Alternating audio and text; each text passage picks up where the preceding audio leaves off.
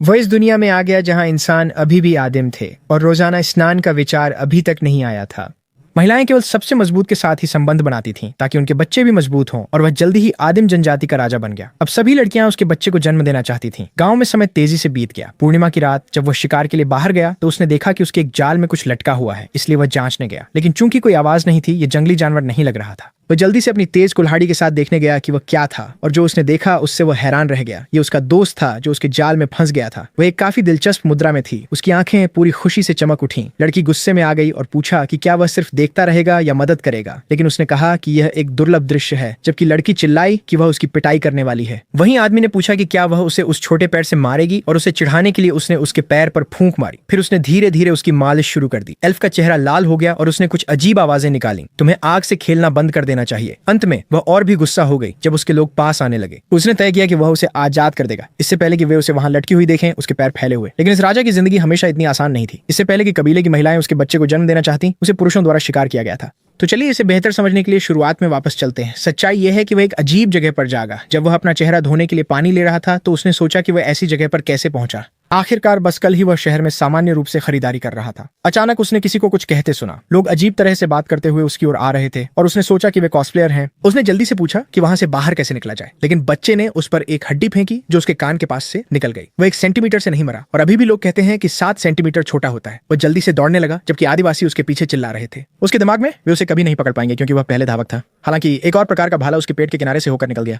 अचानक सिस्टम सक्रिय हो जाता है और कहता है कि उसे जीवित रहना होगा। उसे एक विशेषता बिंदु और एक सर्वाइवल पैक पाने के लिए 12 घंटे तक जीवित रहना होगा। लेकिन वह पहले से ही उस बालों वाले आदमी की नजरों में था। उसने पूरी ताकत से हड्डी फेंकी। नायक जितनी तेजी से दौड़ सकता था दौड़ा, लेकिन बहुत देर हो चुकी थी। उसे गर्दन पर सीधा वार लगा और वह जल्दी ही बेहोश हो गया। जब वह जागा तो वह पहले से ही उनके गांव में था, लेकिन जीवित रहने के लिए उसे पुरस्कार मिले। तो उसने जो एक अंक मिला था उसे ताकत में डाल दिया और सर्वाइवल पैक खोला। इसके साथ ही उसने सभी भाषाएं बोलना सीख लिया और एक सर्वाइवल बुक प्राप्त की। उसने नक्शा भी सक्रिय कर लिया और देख सकता था और चिन्हित कर सकता था कि वह कहां कहां जा चुका है, और उसे एक पहाड़ काटने वाली कुल्हाड़ी भी मिली। उसने जंगल के बारे में भी चीजें सीखी, साथ ही बुनियादी चिकित्सा भी सीखी। जब उसने आदिवासियों की ओर देखा तो वह समझ सकता था कि आदमी कह रहा था कि वह सबसे भयंकर है, जबकि महिला कह रही थी कि वह उसके बच्चे को जन्म देना चाहती है। शायद बाल सहायता का आविष्कार अभी तक नहीं हुआ था। नायक ने सोचा कि यह शायद एक सभ्यता शैली का खेल है जो अभी अपने शुरुआती चरण में है, इसलिए उसके राष्ट्रपति या शायद इन भूमि में एक देवता बनने की अच्छी संभावना है। वह सिस्टम को निर्देश देता है कि विशेषता बिंदु को ताकत में डालें और स्प्लिट माउंटेन एक्स को लैस करें। जैसे ही यह सक्रिय होता है, शक्ति उसके अंदर प्रवाहित होती है और चेन आसानी से उसे बांधने वाली रस्सी को तोड़ देता है। लेकिन उसे जल्दी ही 2 आदिम पुरुष स्टोनबोन और लेंगुकुई द्वारा देखा जाता है।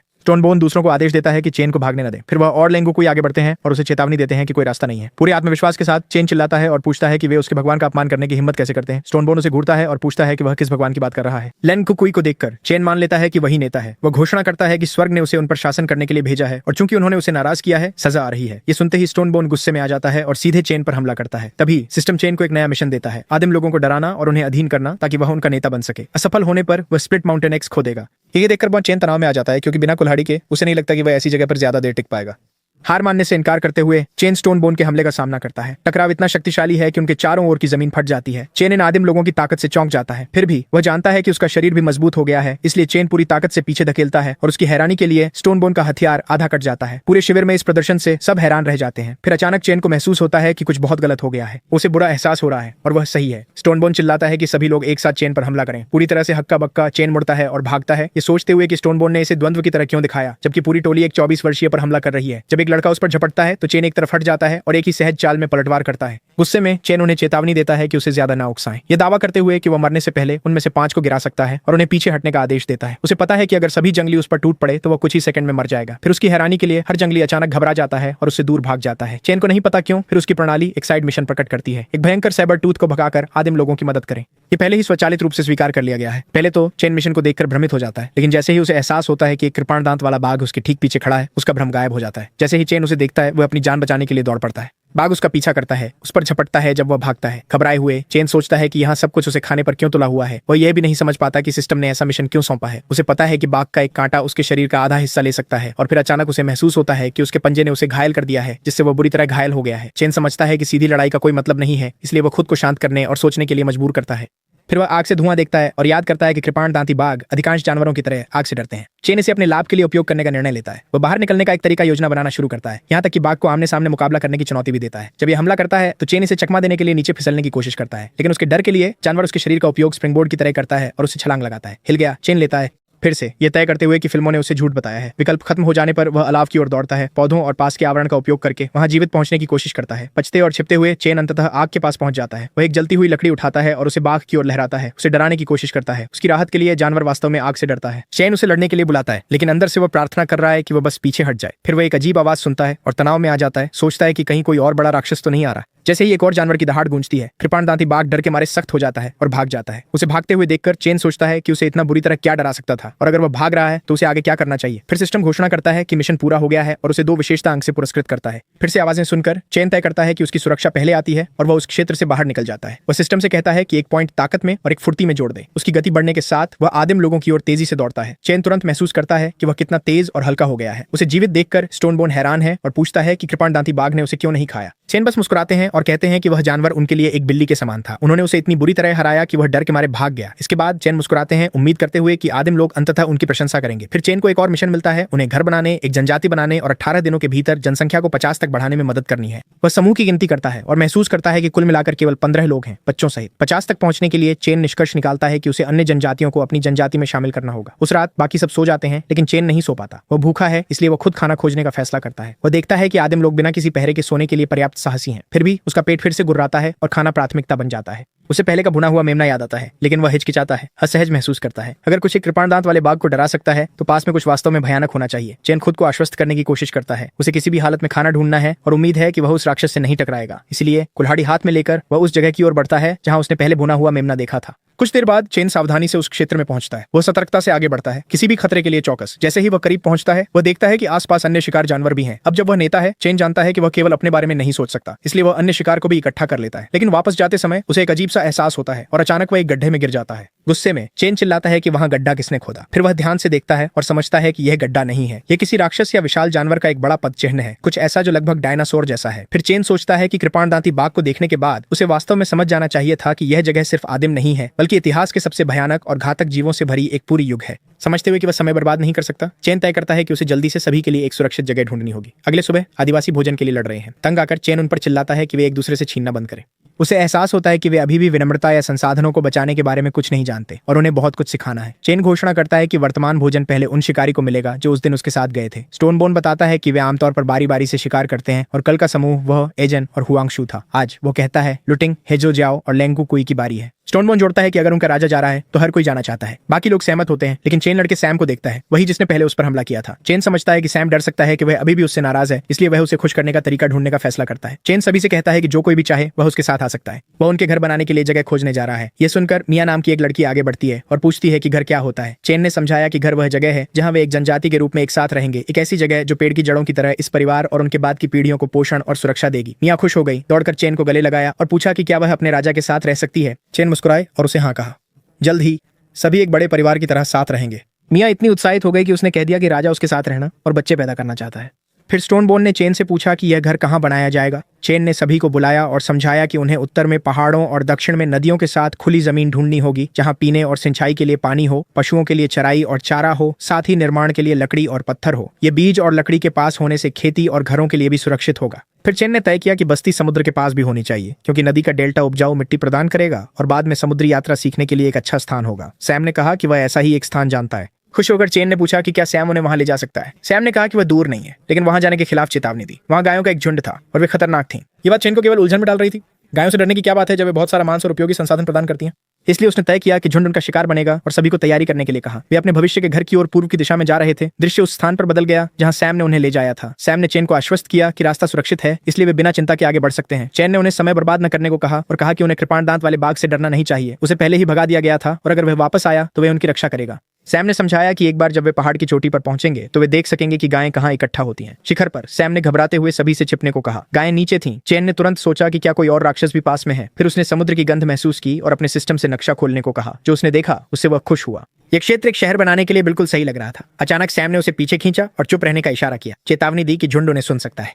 कुछ समय बाद चेन ने अपना मैनुअल चेक किया और आगे के क्षेत्र में 3 पौधे और 2 जानवर पाए। पौधे थे हरे सूरजमुखी घास, ड्रैगन वाइन और बड़ा सुबाकी, जबकि जानवर थे ग्रे गिलहरी और पिंसर ततैया। चूंकि गायों के झुंड की अभी भी कोई जानकारी नहीं थी, चेन ने सैम से पूछा कि वे कहाँ हैं। सैम ने कहा कि झुंड नदी के मोड़ के पास एक छोटे जंगल में रहता है। फिर उन्हें और करीब ले जाने की पेशकश की। आधे घंटे बाद वे जंगल पहुंचे, जहां सैम ने चेतावनी दी कि एक और कदम गायों को सतर्क कर सकता है। चेन ने पाया कि मौन अजीब था और समझ नहीं आया कि सैम गायों को लेकर इतना चिंतित क्यों था। फिर अचानक उसका स्कैन बदल गया और वह तनाव में आ गया, सोचते हुए कि आसपास विशाल राक्षस हैं। उसकी राहत के लिए क्षेत्र में केवल एक जानवर था। चैन ने सैम से पूछा कि क्या उसने गलत याद किया था, लेकिन सैम जवाब दे पाता उससे पहले चैन ने एक पेड़ को हिलते हुए देखा। सैम ने उसे ऊपर देखने को कहा और जब चैन ने देखा तो वह हैरान रह गया, सोचते हुए कि वह किस तरह का राक्षस देख रहा था। सिस्टम ने इसे एक लोहे के काले सींग वाली गाय के रूप में पहचाना। कवर के पीछे छिपते हुए स्टोनबोन ने घबराकर पूछा कि क्या वे सच में उस चीज का शिकार करने की योजना बना रहे थे। चैन, जो उतना ही तनाव में था, ने हाँ कहा और उन्हें घात लगाने का आदेश दिया, जबकि वह खुद जाकर उसका मूल्यांकन करने गया। दूसरे लोग चैन को आश्चर्य से देख रहे थे, सोच रहे थे कि वह अविश्वसनीय रूप से कूल है, लेकिन पेड़ के पीछे चैन लगभग रोने वाले थे, सोच रहे थे कि चीजें इस तरह कैसे हो गईं। वह नहीं चाहते थे कि जनजाति मरे, इसलिए अब उन्हें अपनी फुर्ती के आंकड़े पर भरोसा करना होगा। उन्होंने फिर से देखा और महसूस किया कि यहाँ तक कि गाय के अगले पैर भी उनसे बड़े थे, इसलिए उन्होंने सही समय खोजने की कोशिश की। शांत रहते हुए चैन ने उसे नमस्ते कहने की कोशिश की, लेकिन जैसे ही उसने उसे देखा उसका चेहरा मरोड़ गया और वह गरज उठा। जैसे ही वह थोड़ा और करीब गया, पूरा झुंड उसके पीछे दौड़ पड़ा।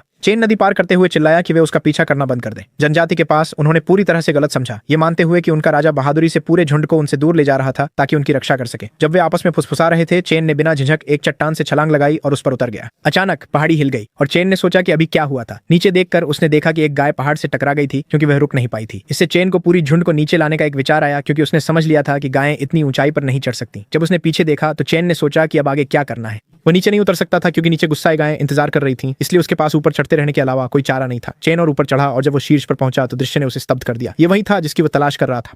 उसी समय उसने तय किया कि वह उस आदर्श भूमि पर एक साम्राज्य बनाएगा। उत्साहित होकर उसे लगा कि उसकी यात्रा वास्तव में शुरू हो गई है। दूसरी ओर सैम ने देखा कि झुंड पीछे हट रहा है और सोचा कि क्यों और उनका राजा कहाँ चला गया। स्टोनबोन ने अनुमान लगाया कि चैन शायद गायों के नीचे कुचल गया होगा, इसलिए वह एक पेड़ पर चढ़ गया ताकि देख सके, और अगर कुछ नहीं तो चैन की कुल्हाड़ी को वापस लाने की योजना बनाई। लेकिन जैसे ही वह पेड़ पर चढ़ा, चैन की कुल्हाड़ी उड़ती हुई आई और उसके पास आकर लगी। स्टोनबोन हक्का बक्का रह गया और चैन ने उसका मजाक उड़ाया कि वह इतना साहसी है कि उसने मान लिया कि उसका राजा मर चुका है। जैसे ही उन्होंने चैन को जीवित देखा, सैम और बाकी लोग राहत महसूस करने लगे। फिर स्टोनबोन ने पूछा कि क्या गायें वाकई इतनी ताकतवर थीं। चैन ने कहा कि वे अपने शरीर को मजबूत करने के लिए गाय का मांस खाने की योजना बना रहा था। फिर पूछा कि क्या वे भी कुछ आजमाना चाहते हैं। स्टोनबोन और सैम दोनों ने मना कर दिया। उन्होंने कहा कि वे उन गायों को हरा नहीं सकते और अगर किसी तरह हरा भी देते तो भी वे मांस नहीं खाते। चैन ने झुंझलाते हुए पूछा कि क्या उन्होंने उसे नजरअंदाज कर दिया था। वह केवल एक उत्तर चाहता था। डर के मारे उन्होंने जल्दी से हाँ कहा। वे इसे खाना चाहते थे। चैन ने कहा कि वह उन्हें हथियार बनाना और उनके साथ शिकार करना सिखाएगा। वह 3 दिनों में लौटने और गायों को गिराने की योजना बना रहा था। अगले दृश्य में चैन ने एक ही बार में एक पेड़ को आधा कर दिया। उसकी ताकत देखकर हर कोई हैरान रह गया, लेकिन स्टोनबोन ने आगे बढ़कर पूछा कि उसने पेड़ को क्यों काटा जब उस पर फल भी नहीं थे। चैन ने समझाया कि वे इसका उपयोग हथियार बनाने के लिए करेंगे, इसलिए सभी को ध्यान से देखना चाहिए। फिर उन्होंने उन्हें सिखाया कि लकड़ी के डंडों को भालों में कैसे बदलें। निर्माण करते समय चैन ने देखा कि उसकी तकनीकी विशेषता में एक बोनस है। शिकार में भालों के उपयोग को दिखाने के लिए चैन ने उन्हें एक भाला फेंक कर दिखाया।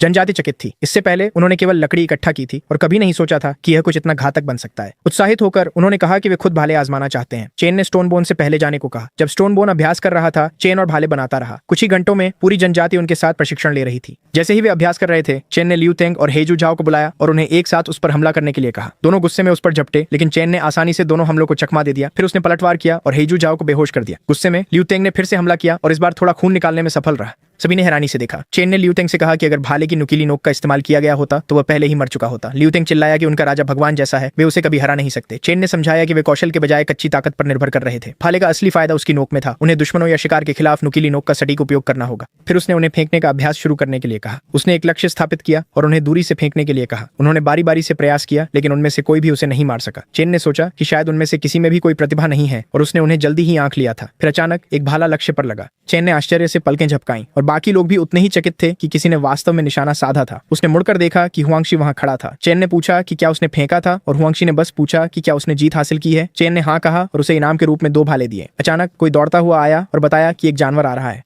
चैन ने सभी को युद्ध के लिए तैयार होने का आदेश दिया, लेकिन अंदर से वो खुश था। ये शिकार उन्हें वास्तविक अनुभव देगा। एक जानवर जंगल से बाहर निकला और उन पर गरजने लगा। चैन ने तुरंत उस पर हमला किया, चिल्लाते हुए कि यह आज रात उनका खाना होगा। जैसे ही लड़ाई शुरू हुई, चैन ने सभी को उसके आदेशों का पालन करने, जानवर को घेरने और उसके संकेत का इंतजार करने को कहा। उसने पहले हमला किया और किसी तरह जानवर की गति धीमी होने लगी। चैन ने स्टोनबोन और हुआंगशी को पीछे से अपने भाले फेंकने के लिए कहा। जैसे ही उन्होंने हमला किया, जानवर गुस्से में आ गया और चैन को पीछे धकेल दिया। उसका भाला टूट गया। उसे पता था कि उसे तेजी से चलना होगा, लेकिन इससे पहले कि वह कुछ कर पाता, हुआंगशी ने एक भाला फेंका जो जानवर के मुंह में सीधा लगा। चैन हुआंगशी की सटीकता से प्रभावित हुआ। जल्दी बाकी सभी ने भी भाले फेंकना शुरू कर दिया और सैम उनके ऊपर एक पेड़ पर बैठा इंतजार कर रहा था। उस हमले के तहत जानवर भागने की कोशिश करने लगा, लेकिन चैन ने उसे रोक दिया और सैम को हमला करने के लिए चिल्लाया। सैम जानवर पर कूद पड़ा और अपना भाला उसके सिर में घोंप दिया। उससे जानवर और भी उग्र हो गया। उसे देखकर सभी तनाव में आ गए। सैम अचानक खतरे में था। अभी भी उसने जो भाला इस्तेमाल किया था उसे पकड़े हुए था। चैन दौड़कर आया और कुल्हाड़ी लेकर ऊपर कूदा। धमाका हुआ और पूरा क्षेत्र धुएं में गायब हो गया। सभी चिंतित होकर चिल्लाने लगे, ये सोचते हुए कि उनका राजा जीवित है या नहीं। जब धुआं साफ हुआ तो चैन ने उन्हें चिल्लाना बंद करने को कहा। मजाक में कहा कि वे ऐसे चिल्ला रहे हैं जैसे आत्माओं को बुला रहे हों।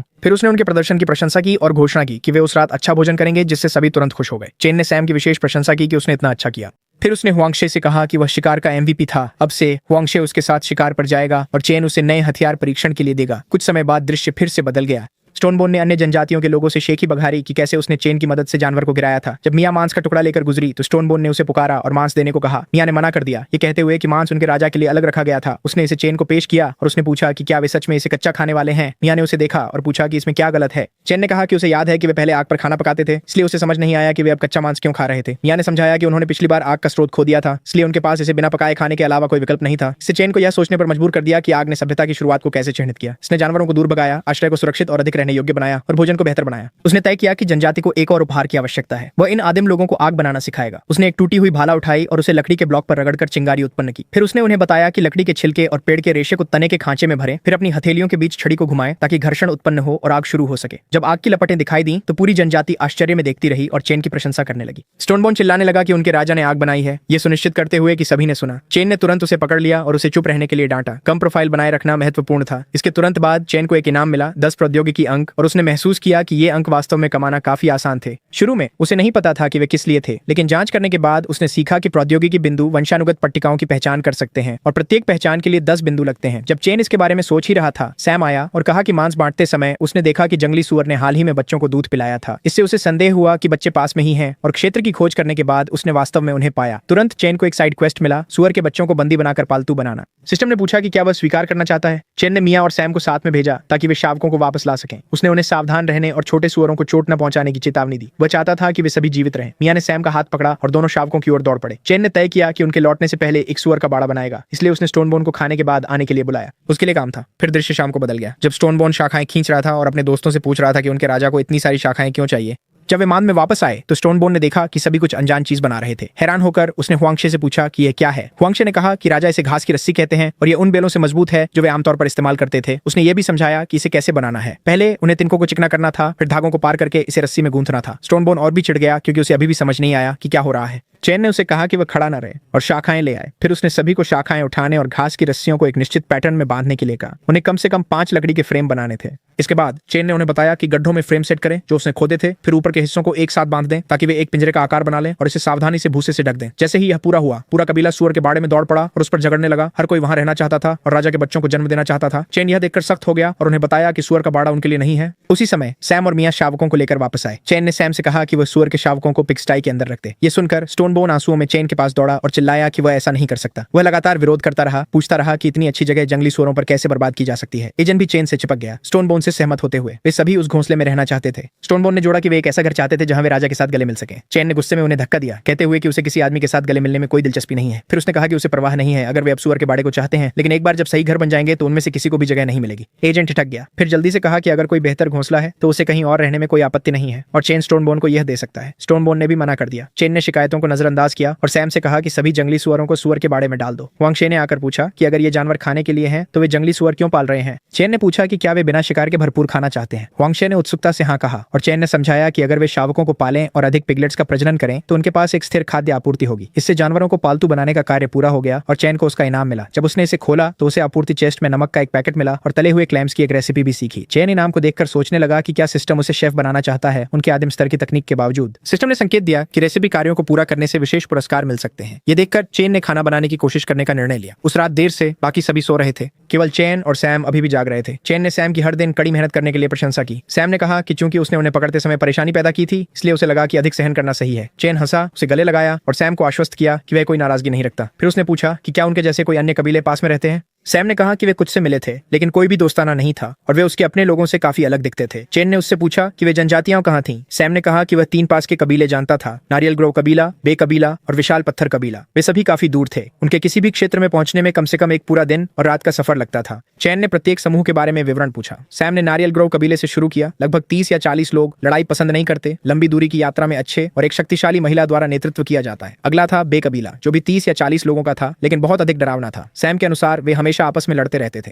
अंत में उसने विशाल पत्थर कबीले का वर्णन किया जो तीनों में सबसे मजबूत और सबसे अधिक संख्या में था। वे आमतौर पर दक्षिण पश्चिम में एक पहाड़ पर रहते थे और केवल कभी कभी नीचे आते थे। सैम ने यह भी जोड़ा कि उसने सुना था कि जायंट स्टोन कबीले के नेता के पास दिव्य शक्ति है और वह नंगे हाथों से बाघ को मार सकता है। यह सब सुनने के बाद चेन ने सोचा कि अगर सैम की जानकारी सही है तो कोकोनट ग्रोव कबीला सबसे अच्छा पहला समूह होगा जिसे शामिल किया जा सकता है। बाकी बहुत परेशान और अस्थिर लग रहे थे इसलिए उन्हें शामिल करने के लिए एक शांतिपूर्ण तरीका चाहिए होगा। फिर किसी को महसूस करते हुए। उसके पीछे चैन ने मुड़कर देखा कि मियाँ उसे पीछे से गले लगा रही थी। उसने पूछा कि वह सो क्यों नहीं रहा है और क्या वह उसके साथ कुछ रोमांचक करना चाहता है। चैन ने सख्ती से ना कहा। मियाँ एक अजीब मुद्रा में बैठ गई और पूछा कि क्या वह एक बिल्ली की तरह दिखती है। चैन और भी अधिक नर्वस हो गया और जल्दी से सैम का हाथ पकड़ लिया, कहते हुए कि सैम को किसी चीज में मदद की जरूरत लग रही है, वो बाद में उससे बात करेगा। फिर वह उसके साथ भाग गया। मियाँ उसकी प्रतिक्रिया से थोड़ी आहत दिखी। अगले सुबह दृश्य फिर से बदल गया। चैन और सैम खाड़ी कबीले के आने का इंतजार समुद्र तट पर कर रहे थे। कुछ ही देर में खाड़ी कबीला समुद्र तट पर डोडो पक्षी का शिकार करने आ गया। चैन खुश था कि वे आखिरकार एक रात के इंतजार के बाद आ गए, लेकिन फिर उसने देखा कि खाड़ी कबीले के सदस्य पक्षी को लेकर आपस में लड़ने लगे। उसने सोचा कि क्या उसकी जनजाति खाड़ी कबीले को अपने में शामिल कर सकती है, न केवल संख्या बढ़ाने के लिए बल्कि डोडो पक्षियों जैसे संसाधनों को सुरक्षित करने के लिए भी। सैम ने बताया कि उनकी जनजाति की संख्या बेक्लान की संख्या से आधी से भी कम थी, इसलिए वे सीधे लड़ाई में नहीं जीत सकते थे। चैन ने सोचा कि शायद मजबूत हथियार से यह बदल सकता है, लेकिन पहले उन्हें गायों के झुंड से निपटना था। उसके बाद वे नए संसाधन उन्हें और भी बेहतर हथियार और उपकरण बनाने में मदद कर सकते थे। इसके साथ ही वे वापस मांद की ओर लौटे और जैसे ही चैन वापस आया, सभी के चेहरे खिल उठे। स्टोनबोन ने कहा कि उन्हें लगा था कि उनके राजा ने उन्हें छोड़ दिया है। चैन ने सभी को चिंता में डालने के लिए माफी मांगी और कहा कि उनके पास अभी भी बहुत काम है। उन्होंने स्टोनबोन को भाला फेंकने का अभ्यास जारी रखने का आदेश दिया और हुआंगशू को दूसरों को प्रशिक्षित करने की जिम्मेदारी दी। उन्हें एक दिन का समय दिया ताकि वे उन्हें जितना संभव हो उतना कुशल बना सकें। फिर मियाँ एक पत्ता लेकर आई, कह रही थी कि बाथरूम जाने के बाद इसका उपयोग करना बहुत आरामदायक था। चैन ने जवाब दिया कि उसे वास्तव में लकड़ी के भाले तेज करने में मदद की जरूरत है, इसलिए मियाँ को महिलाओं को इकट्ठा करके पत्थर लाने चाहिए। कुछ समय बाद मियाँ अन्य महिलाओं के साथ लौटी। प्रत्येक के पास पत्थर थे। उसने पूछा कि क्या ये पत्थर काम आएंगे। चैन ने हाँ कहा, फिर समझाया कि उन्हें पत्थरों को एक धारदार किनारा या नोक बनाने के लिए एक चक्की पर पीसना होगा। उसके बाद तेज किए गए पत्थर को रस्सी से लकड़ी के डंडे पर बांधें और इस तरह उन्होंने एक पत्थर की नोक वाला हथियार बना लिया। महिलाएं प्रभावित हुईं, लेकिन चैन नाराज हो गया जब इसके लिए इनाम केवल 1 अंक निकला। फिर उसने उन्हें अपनी निर्देशों का पालन करते रहने और उसे दिखाने के लिए कहा कि उन्होंने क्या बनाया। मियाँ ने जल्दी से चैन को बुलाया, कहती हुई कि उसने पहले ही एक बना लिया है। जब उसने देखा तो उसने देखा कि उसने एक 2धारी कुल्हाड़ी बनाई है और उसने उसकी प्रशंसा की। प्रसन्न होकर मियाँ मुस्कुराई और उसी क्षण चैन ने एक छिपी हुई विशेषता को अनलॉक किया जिसे प्रतिभा खोज कहा जाता है। जब उसने मियाँ की जांच की तो सिस्टम ने दिखाया कि उसे उपकरण बनाने में प्रतिभा है। मियाँ ने देखा कि वह उसे घूर रहा है और शर्माते हुए पूछा कि वह उसे इस तरह क्यों देख रहा है। चैन ने सवाल को नजरअंदाज किया और महिलाओं से कहा कि जितना संभव हो उतने भाले और कुल्हाड़ियां बनाएं। धीरे धीरे उन्होंने कुल मिलाकर 30 भाले और कुल्हाड़ियां बनाई और चैन ने मियाँ की तारीफ की क्योंकि उसने उनमें से आधे से अधिक बनाए थे। फिर उसने देखा कि पत्थर घिसने से उसके हाथ छिले और खरोंच गए थे। जब चैन ने चिंता दिखाई तो मियाँ शर्मा गई। तुरंत बाकी लड़कियां भीड़ में आ गईं और पूछा कि क्या वह उनके बारे में भी परवाह करता है। चैन ने कहा कि यह वैसा नहीं था जैसा वे सोच रहे थे, लेकिन वे पहले ही उसके बहुत करीब आ चुके थे। वह जल्दी से भाग गया, ये घोषणा करते हुए कि आज के लिए काम काफी है और सभी आराम कर सकते हैं। फिर वह पुरुषों के प्रशिक्षण क्षेत्र की ओर उनके अभ्यास की जांच करने के लिए चला गया। अचानक एक लकड़ी का लट्ठा चैन की ओर उड़ा। उसने समय रहते उसे चकमा दिया और समझ गया कि यह जनजाति के प्रशिक्षण का हिस्सा था। हुआंगशू ने उन्हें स्पष्ट रूप से अच्छी तरह से सिखाया था। चैन ने पूछा कि वे कैसे कर रहे हैं और हुआंगशू ने कहा कि सभी ने बहुत सुधार किया है, अब वे आसानी से लक्ष्यों को मार सकते थे। चैन की प्रतिभा की खोज ने दिखाया कि हुआंगशू एक फेंकने के मास्टर थे। हुआंगशू ने यह भी कहा कि लूटिंग बहुत मजबूत था, लेकिन अपने फेंकने का समय गलत करता था और केवल स्टोनबोन के पास ही अपनी पूरी ताकत दिखाता था। उन्होंने यह भी नोट किया कि लेंग गुक्यू सबसे पहले इस तकनीक में पूरी तरह से निपुण हो गया था। जो चीज उन्हें सबसे ज्यादा चौंकाने वाली लगी वह थी हुआंगशू एंड स्टोनबोन की टीम वर्क। अकेले वे औसत थे, लेकिन साथ में उन्होंने एक समय में 4 भाले फेंके और सबसे अच्छे परिणाम प्राप्त किए। चैन खुश था। इस गति से काले सांडों के झुंड से निपटना आसान होना चाहिए। स्टोनबोन ने पूछा कि क्या वह निश्चित है। चैन ने कहा हाँ, लेकिन सुरक्षित रहने के लिए वे अपनी गुप्त हथियार भी लाएंगे। हुआंगशू ने आश्चर्य से पलकें झपकाई और पूछा कि वह किस गुप्त हथियार की बात कर रहा है। चैन ने कुछ काले पत्ते निकाले, सभी को ध्यान से देखने को कहा और जितना संभव हो उतने इकट्ठा करने का आदेश दिया। उन्होंने चेतावनी दी कि खुले कट के साथ पत्तों को न छुएं। इस पौधे में एक प्राकृतिक पक्षाघातक होता है। उस रात चैन ने पत्थर को आकार देना शुरू किया। मियाँ सभी भालों के साथ आई और पूछा कि उसने पत्थर में उथला गड्ढा क्यों बनाया है। चैन ने कहा कि यह एक मोर्टार था और वह जल्द ही देखेगी क्यों। उसने उसे महिलाओं को इकट्ठा करने और पत्थर के क्लब का उपयोग करके पत्तियों को अंदर कुचलने के लिए कहा। फिर पेस्ट को लकड़ी के भाले की नोक पर लगाना। लूटिंग पास आई, कह रही थी कि पुरुष भी क्लब के साथ मदद करना चाहते थे। चैन ने उन्हें आराम करने के लिए कहा। उसे सुबह शिकार के लिए उनकी ताकत की जरूरत होगी। कुछ समय बाद चैन ग्रिल्ड मांस खा रहा था और उस पर नमक छिड़क रहा था। मियाँ ने अचानक उसकी ओर एक भाला फेंका, ये बताने के लिए कि कोटिंग तैयार हो गई थी। चैन उठ खड़ा हुआ, महिलाओं से कहा कि वे पीछे रहें और शिविर और बच्चों की रक्षा करें। फिर बाकी सभी को उसके साथ पहाड़ की ओर चलने का आदेश दिया। जनजाति उत्साह से भर गई और अपने हथियार उठा लिए। वे उन जानवरों को दिखाने के लिए तैयार थे कि वे क्या कर सकते हैं। कुछ समय बाद वे पहाड़ की चोटी पर पहुंच गए। अगन ने पूछा कि क्या यह वास्तव में ठीक है कि उनका राजा अकेले चारा बने।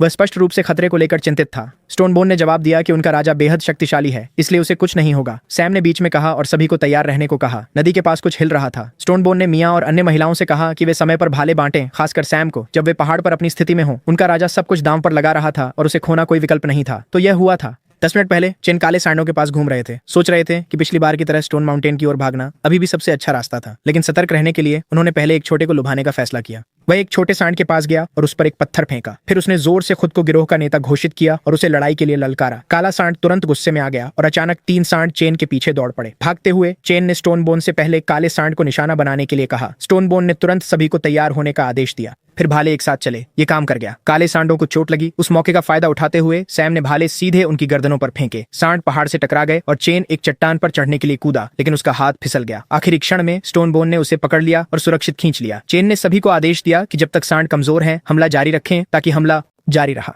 स्टोनबोन आगे बढ़ा और हमलों का निर्देशन शुरू किया। उसे देखते हुए चैन ने असली नेतृत्व की प्रतिभा देखी और समझा कि स्टोनबोन दूसरों को निर्देशित करने में इतना अच्छा क्यों था। उसने महसूस किया कि स्टोनबोन को एक सच्चे नेता के रूप में तैयार करना उचित होगा। स्टोनबोन जल्द ही लौट आया और बताया कि बैल शांत होते दिख रहे थे। चैन खुश था। ट्रैंक्विलाइजर उम्मीद से तेजी से काम कर रहा था। फिर सैम चिल्लाया कि बाकी झुंड भी उनकी ओर दौड़ रहा है। चैन उनकी गति से चौंक गया। फिर भी उसने सभी से कहा कि घबराएं नहीं, यह योजना का हिस्सा था। उन्हें केवल नीचे के 3 को खत्म करना था और सुनिश्चित करना था कि कोई भी भाग न सके। काले सांड पीछे हटने की कोशिश कर रहे थे, लेकिन वे धीरे धीरे चल रहे थे। जहर का असर हो गया है यह समझकर चैन ने सभी से कहा कि उनके पैरों को निशाना बनाएं और उन्हें भागने से रोकें। स्टोनबोन ने फिर सभी को फेंकने का आदेश दिया और अंततः तीनों बैल जमीन पर गिर पड़े। चैन ने उन्हें रुकने के लिए कहा, लेकिन स्टोनबोन ने तर्क दिया कि यह नरमी दिखाने का समय नहीं है। उन्हें दूसरों के आने से पहले इन तीनों से निपटना होगा। चैन ने पूछा कि कितने भाले बचे हैं। मियां ने जवाब दिया कि उनके पास अभी भी 28 थे। फिर चैन ने सैम से आने वाले झुंड की गिनती करने को कहा और सैम ने अनुमान लगाया कि लगभग 20 बैल थे। चैन ने कहा कि यही कारण था कि उसने रुकने का आदेश दिया था। उनके पास बर्बाद करने के लिए ज्यादा भाले नहीं थे। वांगशू ने पूछा कि क्या इसका मतलब है कि उन्होंने 3 काले बैलों पर जो मेहनत की थी उसे छोड़ देना चाहिए। चैन ने कहा नहीं, ये अभी भी योजना का हिस्सा था। उसने कभी नहीं सोचा था कि एक छोटी टुकड़ी पूरे झुंड से सीधे लड़ाई करेगी।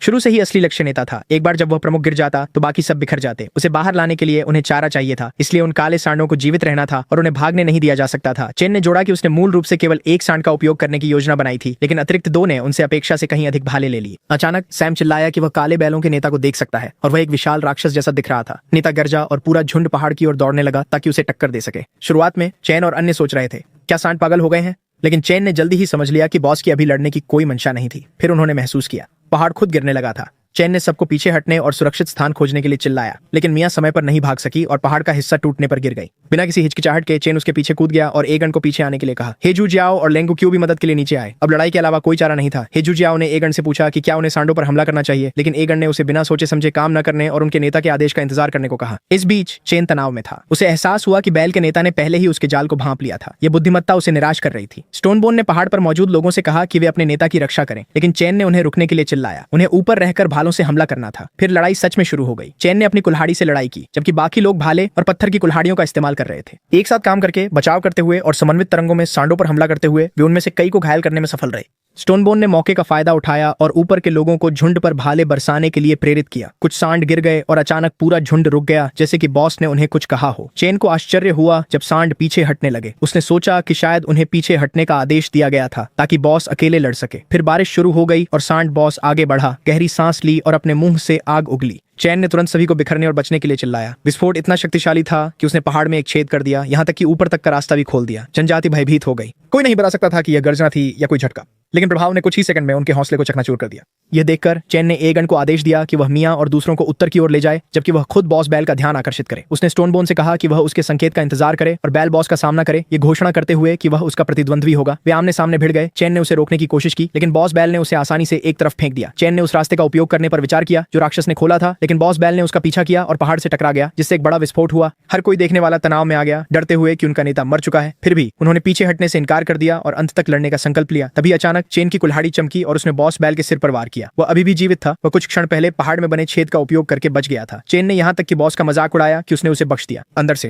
हालांकि उसे पता था कि वह बुरी तरह घायल था। जब उन्होंने चैन को जीवित देखा तो जनजाति ने राहत की सांस ली, लेकिन चैन ने स्टोनबोन को तैयार रहने और उसके आदेश का इंतजार करने के लिए चिल्लाया। लड़ाई जारी रही। एगन और हेजू जियाओ ने बॉस का ध्यान भटकाने की कोशिश की ताकि चैन पीछे से वार कर सके। एगन बहादुरी से कूदा, लेकिन जानवर के सींग से पकड़ा गया और घायल हो गया। चैन तेजी से आगे बढ़ा और बैल के मुखिया के चेहरे पर वार किया, जिससे एगन सींग की नोक से मुक्त हो गया। मुखिया ने फिर से आग का गोला छोड़ा, लेकिन सभी ने बचाव किया और चैन ने एक सटीक वार किया। इस वार से राक्षस के शरीर में घाव हो गया। चैन ने तुरंत स्टोनबोन और सैम को उस घाव पर अपने भाले निशाना लगाने के लिए चिल्लाया। उन्होंने निशाना साधा और बॉस बैल लड़खड़ाया और जमीन पर गिर पड़ा। एक पल के लिए सभी ने सोचा कि क्या उन्होंने आखिरकार जीत हासिल कर ली है और जश्न मनाने लगे, लेकिन चैन असहज रहा।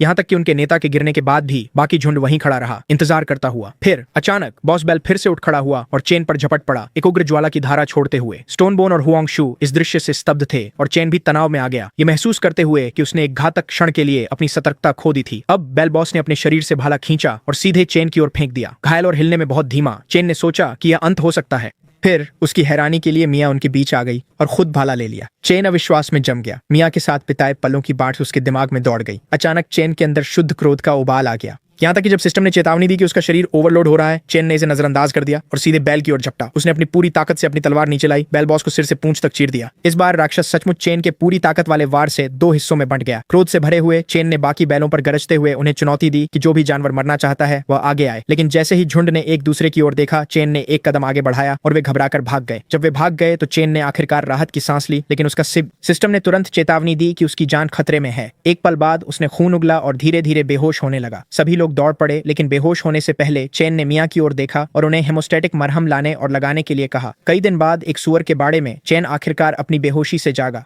अपनी आंखें खोलते ही उसने देखा कि आयु उसके सामने खड़ी थी। उसका पहला सवाल था कि क्या यह वही सुअर का बाड़ा है जो उसने बनाया था, लेकिन आयु ने सिर हिला दिया। बैलों को भगाने के बाद वे यहाँ आ गए थे और ये शेड उसके लिए बनाया गया था। उसने उसे नीचे रहने को कहा, जबकि वह सबको बताने गई कि वह जाग गया है। चेन ने उसे रोका और पहले मियां और लांगू कुई के बारे में पूछा। आयु ने कहा कि उन्होंने लांगू कुई को मुश्किल से जीवित पाया, लेकिन वह जल्दी ठीक हो गया। जागने के बाद से वह चेन के आश्रय के बाहर पहरा दे रहा था। मियां को अधिक चोट लगी थी, उसने जोड़ा, लेकिन राजा की दिव्य औषधि ने उसे बचा लिया। जब तक वह आराम करती रही, वह ठीक हो जाएगी। बाकी सब भी ठीक थे। राहत महसूस करते हुए चेन ने सुना कि आयु ने कहा कि पिछले 4 दिनों में सबकी स्थिति स्थिर हो गई थी। चेन चौंक गया। उसका मतलब 4 दिन से क्या था? उसने सिस्टम चेक किया और देखा कि वह सही थी। 4 दिन बीत चुके थे, जिससे उसके पास मिशन पूरा करने के लिए केवल 11 दिन बचे थे। आयु भ्रमित होकर नोट किया कि उनका राजा अक्सर खाली हवा में घूरता रहता था, जैसे कि विचारों में खो गया हो। उसने उठने की कोशिश की और असफल रहा। आयु ने उसे आराम करने का आग्रह किया, लेकिन चेन ने जोर दिया कि वह ठीक है और उसे तुरंत स्टोनबोन को बुलाने के लिए कहा। उसने सिर हिलाया और झोपड़ी से बाहर निकल गई। अकेले छोड़े जाने पर चेन ने महसूस किया कि बिना किसी लड़ाई की ताकत या डर के अगर दूसरों को सच्चाई का पता चल गया तो उनका मिशन तुरंत ध्वस्त हो सकता है। अब जब वे स्थानांतरित हो गए थे, उन्हें तुरंत एक बाड़ की जरूरत थी और बाद में असली सुरक्षा के लिए मजबूत लकड़ी की दीवारें चाहिए थी। जब स्टोनबोन आया तो चेन ने उसे बाहर रहने को कहा, फिर गुप्त निर्देश फुसफुसाए जो कोई और नहीं सुन सकता था।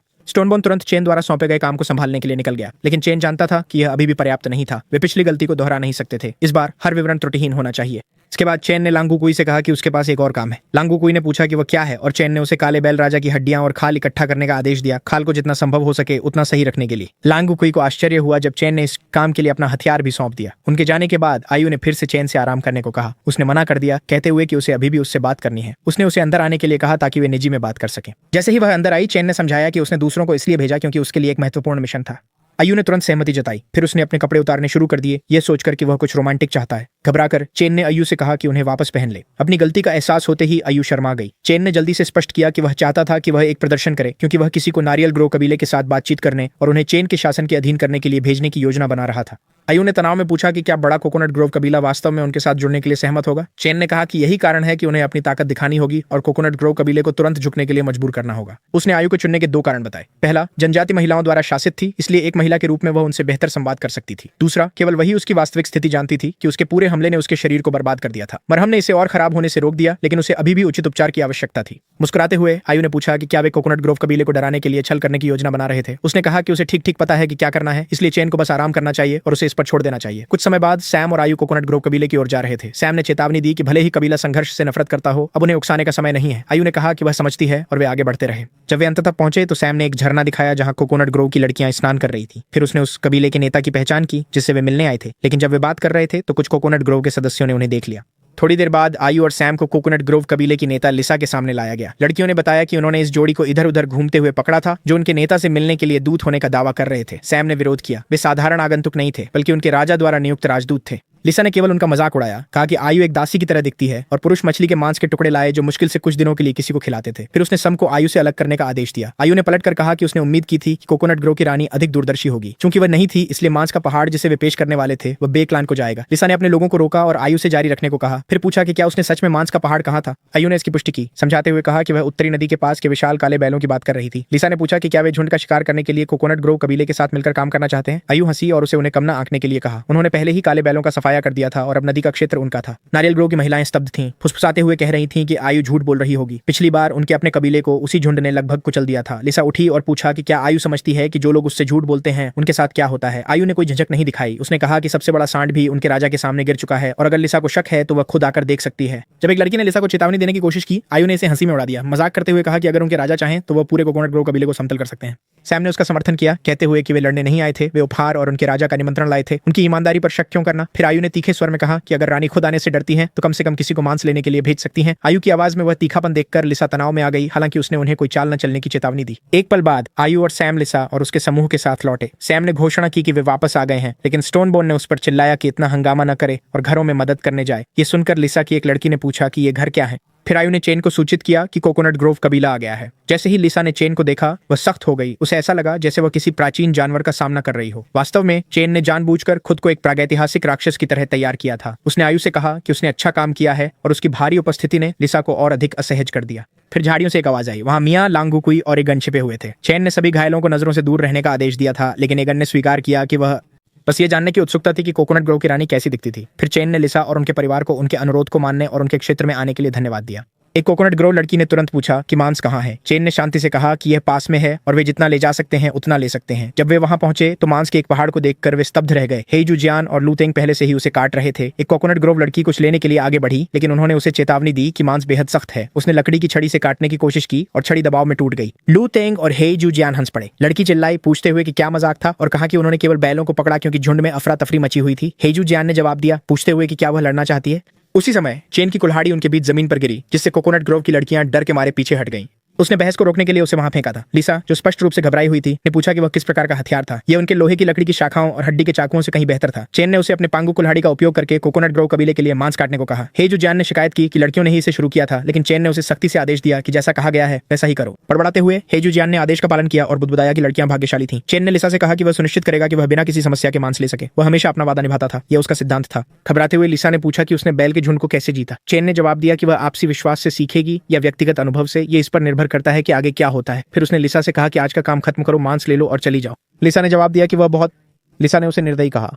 इस बीच चेन तनाव में आ गया। उसका नाटकीय कुल्हाड़ी फेंकना कुछ ज्यादा ही हो गया था और बिना बैल की खाल की पट्टी के उसकी चोट शायद फिर से खुल जाती। फिर ऐसा हुआ, खून बहने लगा और चेन तुरंत चिंतित हो गया। सौभाग्य से आयु ने लिसा का ध्यान भटकाया, जिससे उसे घाव छुपाने के लिए पर्याप्त समय मिल गया। आयु ने लिसा से कहा कि उनके पास कुछ शक्तिशाली हथियार भी हैं जो वे कोकोनट ग्रोव कबीले को दे सकते हैं, लेकिन लिसा ने मुड़कर मना कर दिया, ये कहते हुए कि वे हथियार उनके लोगों के लिए उपयुक्त नहीं थे। उसने चेन से कहा कि कोकोनट ग्रोव कबीले के पास भी मजबूत हथियार हैं जिन्हें उन्होंने अभी तक नहीं दिखाया है, और उम्मीद की कि उन्हें कभी उनका उपयोग करने की आवश्यकता नहीं पड़ेगी। उसके बाद लिसा ने अपने कबीले के सदस्यों को आदेश दिया कि वे जो ले सकते हैं ले लें और लौट जाएं। आयु ने जोड़ा कि अगर यह पर्याप्त नहीं था तो वे वापस आ सकते थे, लेकिन जल्दी आना बेहतर था क्योंकि अन्य कबीले भी अपना हिस्सा चाहते थे। वापसी के रास्ते में लिसा ने पूछा कि जांच कैसी चल रही है। कुछ और लड़कियां रिपोर्ट करने के लिए आईं। लिसा ने उन्हें गुप्त रूप से पास में तैनात किया था ताकि वे छिपकर सब कुछ देख सकें। उनमें से एक, माया, ने कहा कि उन्होंने पुरुषों को एक चीज बनाते देखा जिसे घर कहा जाता है, और उसके अंदर से कभी कभी सुअर की आवाजें सुनाई देती थी, तो वहां सुअर रखे जा सकते हैं। लिसा हैरान रह गई, सोच रही थी कि क्या चेन ने सच में सुअरों के लिए इतना अच्छा आश्रय बनाया है। माया ने जोड़ा कि और भी चौंकाने वाली बात यह है कि चेन के कबीले ने आग के देवता की शक्ति को समझ लिया है। लिसा ने सपाट स्वर में कहा कि यह असंभव है।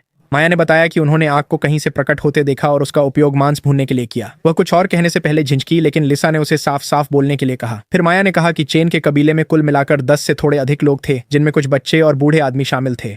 फिर भी उसे शक था कि वे जानबूझकर अपनी असली संख्या छुपा रहे थे। लिसा ने पूछा कि उन्होंने और सावधानी से खोज क्यों नहीं की। माया ने कहा कि पास के पेड़ काट दिए गए थे, इसलिए करीब जाने से वे उजागर हो जाते। उनके पास दूर से जंगल से देखने के अलावा कोई चारा नहीं था। लिसा ने बस ठीक है कहा, फिर अचानक उन्हें अपनी चाबुक से मार दिया। उसने चेतावनी दी कि अगर उन्होंने फिर से बहाने बनाए तो अगली बार सज्जा कोड़े मारने से भी बदतर होगी। माया ने झुककर लिसा को दया दिखाने के लिए धन्यवाद दिया। चेन के शिविर में वापस वे अंततः थोड़ा आराम कर पाया। जब आहियो उसकी स्थिति के बारे में पूछने आई, चेन ने स्वीकार किया कि सांडों के झुंड ने उस पर भारी असर डाला था। उसने यह भी देखा कि आहियो के पास बात करने की एक असली प्रतिभा थी। फिर उसने आधे मजाक में पूछा कि नारियल ग्रोव की रानी की तुलना में क्या वह उसे पसंद करता है। घबराए हुए चेन ने जल्दी से कहा कि वह गलतफहमी न करे। उसने आयु से कहा कि बाहर छिपे हुए लोगों को बुला ले ताकि वे उसकी रिकवरी में मदद कर सकें, और कहा कि लेंगुकुई तब तक प्रवेश द्वार की रक्षा करेगा जब तक वह पूरी तरह ठीक नहीं हो जाता। आयु ने सहमति जताई, फिर कहा कि वह बहुत कूल लग रहा था। ये सुनकर चेन शर्म से लाल हो गया। उसी समय सैम आया और कहा कि चेन वास्तव में अद्भुत था। कोकोनट ग्रोव कबीले ने अपने शिविर के चारों ओर निगरानी रखने वाले तैनात किए थे, जैसा कि उसने भविष्यवाणी की थी। चेन ने उससे उस दूसरे काम के बारे में पूछा जो उसने उसे दिया था। सैम ने कहा कि यह खत्म हो गया था। कोकोनट ग्रोव कबीले ने केवल वही देखा जो चेन उन्हें दिखाना चाहता था, और वे सब कुछ चूक गए जो उन्हें नहीं देखना था। चेन ने उसकी कोशिश की तारीफ की और सैम खुश हो गया, कहने लगा कि यह कुछ भी नहीं था।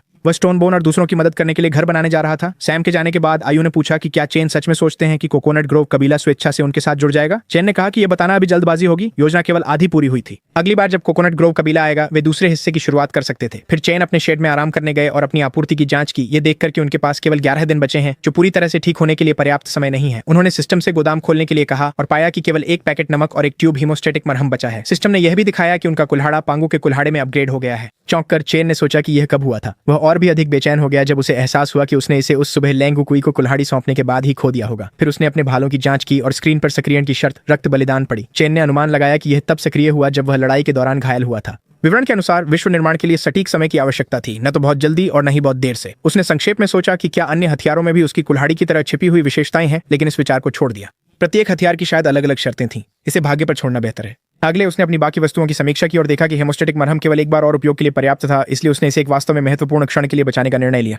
अन्यथा उसे पास के जीवों का शिकार करने के लिए कुल्हाड़ी पर निर्भर रहना पड़ता। उसने सोचा कि कोकोनट ग्रोव कबीले द्वारा लिया गया मांस 2 दिन तक चलेगा और समय कम होने के कारण उसे अभी के लिए सैम पर निर्भर रहना पड़ा। इसलिए उसने लेंगुकुई से सैम को बुलाने के लिए कहा। अभी और काम करना था। कुछ समय बाद सैम आया और पूछा कि क्या गलत है। चेन ने पूछा कि क्या उसे वे काले बैल याद हैं जिन्हें उन्होंने भगाया था। फिर उसे आदेश दिया कि वह उन्हें 2 दिनों के भीतर ढूंढे और रिपोर्ट करे। सैम तुरंत निकल पड़ा, चिल्लाते हुए कि वह लौट आएगा।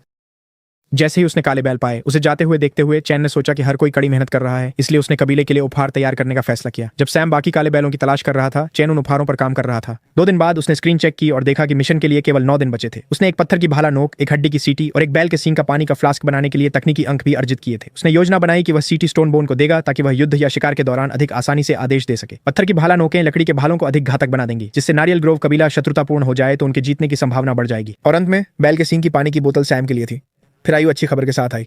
घर बन चुके थे। चैन ने कहा कि उन्हें घर देखने जाना चाहिए। जब वह पहुंचा तो स्टोनबोन ने गर्व से दिखाया कि उन्होंने क्या बनाया था। फिर स्टोनबोन ने चिल्लाकर पूछा कि क्या यह अच्छा नहीं है। चैन को वास्तव में यह ज्यादा पसंद नहीं आया, लेकिन फिलहाल उसने हाँ में जवाब दिया। सभी ने खुशी मनाई। आखिरकार उन्हें अब पिंजरों में नहीं रहना था या शाखाओं की तलाश नहीं करनी थी। जबकि बाकी लोग जश्न मना रहे थे, चैन को अभी भी थोड़ी निराशा महसूस हो रही थी। फिर भी स्टोनबोन ने भूसे का दरवाजा जगह पर फिट कर दिया, संरचना को पूरा करते हुए। जैसे ही यह सेट हुआ, चैन को घर बनाने के लिए 10 तकनीकी अंक मिले। ध्यान से चारों ओर देखते हुए उसने महसूस किया कि उसके आगमन के बाद से जनजाति में बहुत बड़ा बदलाव आया था। शुरू में वे लगभग जंगली जानवरों की तरह थे, कच्ची प्रवृत्ति, फर और पेय पर जीवित रहते हुए। अब उनका व्यवहार सुधर गया था और उनकी बुद्धिमत्ता अधिक स्पष्ट हो रही थी। चैन सोच रहा था कि क्या यह सब प्रणाली से आया है, जैसे कि यह स्वयं विकास को तेज कर रहा हो। उसने उन्हें बताया कि जैसे ही सैम लौटे उसे सूचित करें। फिर वे अपनी झोपड़ी में वापस चला गया। कुछ ही देर में सैम दौड़ता हुआ आया, चिल्लाते हुए कि उसने उन्हें ढूंढ लिया है। चैन ने उसकी प्रशंसा की, फिर घोषणा की कि वे अंततः योजना के दूसरे हिस्से की शुरुआत कर सकते हैं। उसने सभी को उसके पीछे आने को कहा, फिर स्टोनबोन को अलग ले जाकर कहा कि उसे उससे कुछ बात करनी है।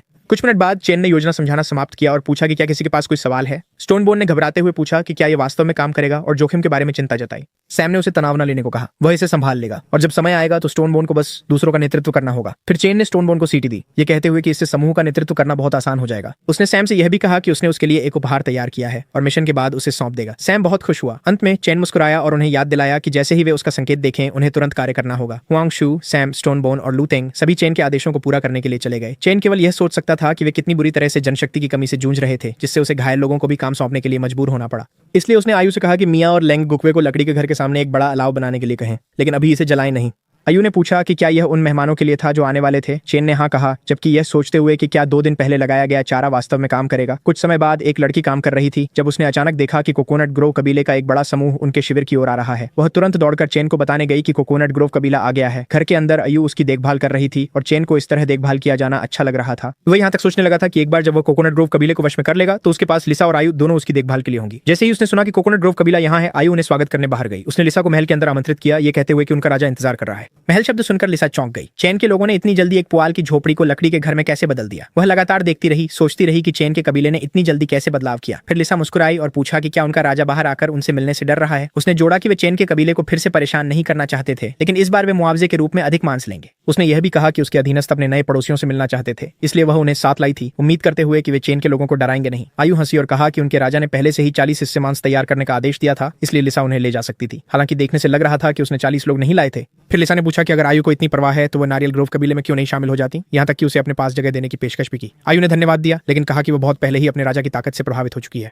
उसने विनम्रता से मना कर दिया। फिर उन्हें उस जगह ले गई जहां मांस रखा था और कहा कि अगर वे सब नहीं ले जा सकते तो वे वहीं जितना चाहें खा सकते हैं। उसने यह भी कहा कि अगर मांस काटना मुश्किल हो तो वे चैन के योद्धाओं से मदद मांग सकते हैं। लिसा ने अपने लोगों से कहा कि वे खाएं और शांत रहें, जबकि वह खुद चैन से मिलने जा रही थी।